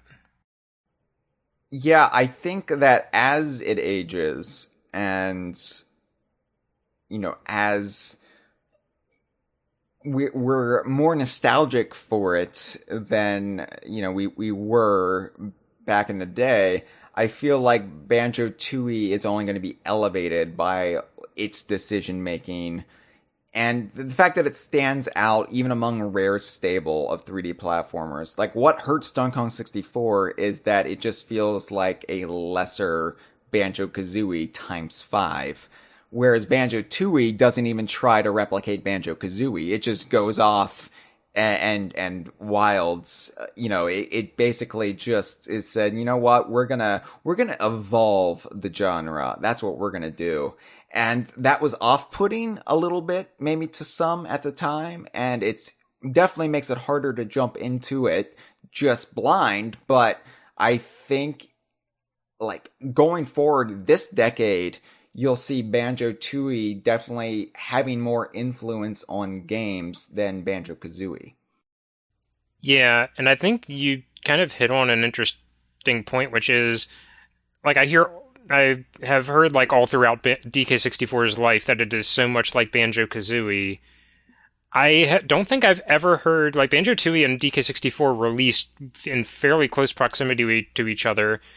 I haven't heard anybody really say that they couldn't enjoy Banjo-Tooie because they were burned out from DK64 and it was more of the same. It's very, very different. I could see, like, very hacky, like, game journalists of the era who didn't really, like, dig into the game, like, dismiss it because it did come a year after DK64, which came a little over a year after Banjo-Kazooie. But yeah, it is, you're right. Like, anybody who's actually intellectually honest about it would, not fault Banjo-Tooie because it came after Donkey Kong 64, because they are very different games. Just like Conker's Bad Fur Day is a very different game to Banjo-Tooie. DK64 is really the only rare 3D platformer of, like, those big four that from 98 to 2001 that really failed to carve out its own identity, I would say. Yeah, I think I'd be inclined to agree. And, yeah, they weren't the only one. I did wonder what was up with that Flume of Doom, because you go in thinking, like, that can't just be a set piece. That Flume of Doom is one of my favorite Banjo-Tooie conspiracies, and there's so many. For me, it was like you take the Flume of Doom, and it takes you back to Captain Black Eye, who then sails the Rusty Bucket to Treasure Trove Co. Just a lot of, like, nonsense that I have no idea how it would work. It was just fanciful notions. At least even in its current place is basically just a set piece. It establishes that Witchy World had its own equivalent of Splash Mountain, and it just fell apart. Yeah. So, all right. Well, thank you for the call, Dre. We'll see you on the seas. All right, let's take the next call. Hey, Kongversation. This is Ray Day Pinball calling for the Banjo-Tooie Spotlight episode. And I gotta say, what more can I say about Banjo-Tooie? It's just an amazing, incredible game, and I remember my story of playing Banjo-Kazooie and seeing the hint at the sequel and then waiting those 2 agonizing years. And I remember seeing that commercial for Banjo-Tooie for the first time with the Kazooie lounging by the pool and Banjo falling to his death, and oh my god, it got me so hyped for Banjo-Tooie. And I remember opening it Christmas, going immediately downstairs.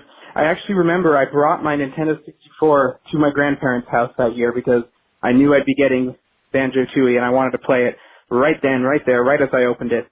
And I sat down and I had the player guide at my side and entered Jiggy Wiggy and Jingaling's throne room and all that stuff, Mayhem Temple, and I just remember being in awe at how much more there was to this game than Banjo-Kazooie, and I still play it to this day, at least once or twice a year. It's just such an incredible game it really brings the world to life. It has character and charm, more like Banjo-Kazooie, great game, but a little, manufactured. It's kind of like fairy tale, like each world is kind of just there for the, they feel disconnected. But Banjo-Tooie, you actually feel like this is a real livable place. This is the Isle of Hags. You're talking to people, and I noticed even with my playthroughs today, if you talk to someone as just Kazooie, you might get different dialogue, or if you do something in a different order, if you drain the pool, if you clean the pool for the pigs before warming it, or you warm it first, you'll get different dialogue. There's just so much replayability, so many different combinations of things you can do, and I just love playing it to this day. And I guess my only question is, what do you think Lord Wu-Fac-Fac's deal was with Jingaling? He mentions if you talk to him as a zombie that they were bros. So what's up with that? Alright, see ya. Thank you for the call, Ray Day Pinball. And Cameron, what do you think? What's the deal with Jingaling and Lord Wu-Fac-Fac? Yeah. So if I remember the quote right, it's something like they're buddies and they go fishing together, but he's not supposed to tell. And I think it might just be like a faux pas for a fish to go fishing. Yeah. Yeah, I that's what I gathered. I also maybe took it like breaking the fourth wall a little bit, like these characters are like playing a role similar to like the Teddies being out of character in Conker's Bad Fur Day when Conker strolls in. But I like your explanation a little bit better, because when I don't have to break the fourth wall, I choose not to. So, I mean, I also anyway, have noticed like a lot of the bosses in Banjo-Tooie like either aren't bad people or only are antagonistic because Banjo and the circumstances that led Banjo and Kazooie to their doorstep were came off as a antagonized them. Like in Lord Wu-Fac-Fac's case, it's they do a B&E on him, basically. yeah. So and a lot of the things Jingaling talks about with the bosses, like it sounds like he's getting on good with them, and the ones that he isn't, like he doesn't seem to get on with targets, and he says he has a bad temper. Yeah, it's very situational, and like I said, the bosses in Banjo-Tooie, they're all residents of the Isle of Hags, some more notable than others, but they're not necessarily all working for the Winky Bunyan sisters. They're living their lives. And it kind of reminds me of how Ukulele portrays They're just having the logical reaction to a bear breaking into their house. Yeah, right. But Ukulele does something very similar with its bosses, where it's usually like, I don't think any of them, maybe, say for like one or two, are actual like out and out villains. Some of them, it's just you're mistaken for a door-to-door salesman, or you've interrupted their soap opera, or you've accidentally murdered their boyfriend. So, it is, I think, just like building a logical world. And if you fight a boss, in a world that is a living, breathing place and not just put there because it's a video game, what's their deal? And in just the little bit we see of them, their deal is that you basically incited the fight, and in some cases, like the fight with Terry, it's kind of worked out. It's massaged over. Terry is just a misunderstanding because he's in panic mode because his eggs went missing, and it's understandable. You get why that happened. So yeah. Anyway. Thanks for the call, Ray Day. All right, we have one more call, and then we're gonna wrap up this episode, and we're gonna say to be continued until next time. All right, here we go. Hey, Quaspike here. I wanted to share my thoughts on Banjo-Tooie. I played this game a little later, and I actually tried to beat this game several times in my life, but I failed just because I was so bored with it. Sorry to say. Because there's just so much aimless walking around and just so much, oh my god, what the hell do I do here type of feeling, and I really don't like those types of games. But I eventually plowed through, and after my fourth or fifth attempt of finally trying to play the game, I finally beat it. And I don't know, it's very mixed feelings. I like the game and I don't at the same time. I think there's just too much just aimless walking Humba Wumba transformations, and Mumbo is by far the worst part of the game. It's just literally, oh, I walk here and I do the pad and I wait 20 seconds for a pointless cutscene. It's like, wow, Mumbo is really bad in this game, but at the end of the day, it's still rare. 2000, circa 2000. How could you not love it? I mean, come on. It's fucking rare and 64 days. I still love this game. Thank you.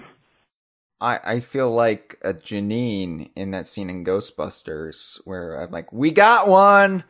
Because here we go. We were just talking about like those who feel that Banjo-Tooie isn't the superior game. And here we go.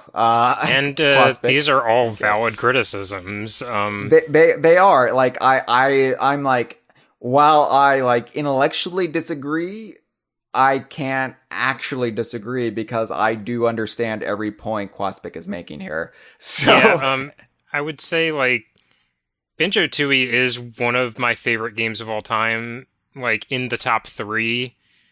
I wouldn't say it's like the top 3 best games of all time because because I acknowledge how many faults it has that I just look past because I love it so much. And like even its faults they're interesting faults. It's not like, again, Donkey Kong 64 where you're like, oh, that's bad. That's a bad choice. Yeah. It's like, okay, that doesn't work so well for me, but I find it interesting. And that's what Tooie is throughout. It's intriguing even where it might have some overindulgences. And this is getting me thinking, like, Tooie and DK64 have some of the same problems, but I think that Tooie has them to a much lesser extent, like what they mentioned with the traveling everywhere. Yeah. I think that Tooie does have that, and it does have a lot of warping around to different parts of the map, but I think it executes on warping a hell of a lot better than DK64 does. And it kind of makes me think, like, in a world where Rare's teams were more in tune with each other, or the game dev cycles were further apart, Tooie might have been able to be informed a bit more by things that weren't working right with DK64 and kind of scale back or address those issues. And I do agree that sometimes it can, especially if you don't know what you're doing. I have this problem less the more I play the game, just because I get used to knowing what is and isn't a waste of my time as far as backtracking. Banjo does move kind of slow in Banjo-Tooie, or rather the worlds are just very, very big. And outside of the XBLA version, I would use Super Banjo as a crutch. You can't use it in the XBLA version because it disables your saves, so as not to like cheat the leaderboards, but it's just a cheat that makes Banjo move faster, and it felt like it made a lot of difference. But yeah, it's a big game with a lot of, even if you know what you're doing, a lot of enforced backtracking, so I don't begrudge anyone for not liking that aspect of it. It can be a little bit overwhelming. Weird. It's weird because I feel like Banjo-Tooie is one of the only instances where I feel this way, but as much as I acknowledge that it is a superior and more interesting game than Banjo-Kazooie, in my rankings of my top games, Banjo-Kazooie is above it always.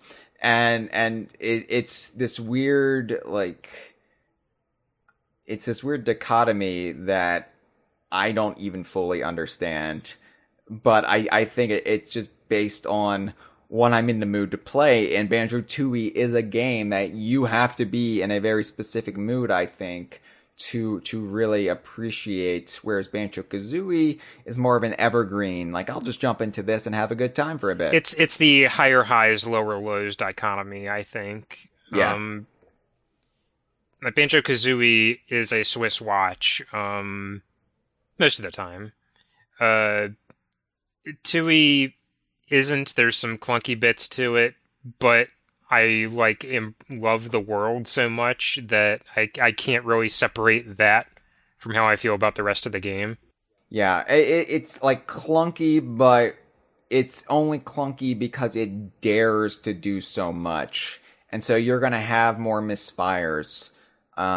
It's not being as safe. It's not doing what Banjo-Kazooie did, which was taking what Super Mario 64 did and kind of perfecting it or putting that rare spin on it, which is, how they made so many of their great games, from Diddy Kong Racing, being a riff a little bit on Super Mario Kart with some RC Pro-Am mixed in, Donkey Kong Country taking, elements from the various Super Mario games, and I feel like Banjo-Tooie didn't want to be more of the same, and it really pushed things forward. And so yeah, you're gonna have some misfires in there, but that's stuff that can be ironed out later on in another game. So anyway, we're gonna talk about all of it, because in the next episode we will start actually diving into the Idle Hags and the worlds and everything therein. So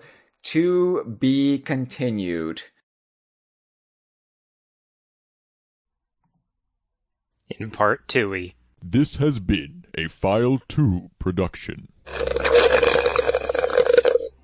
Que rico.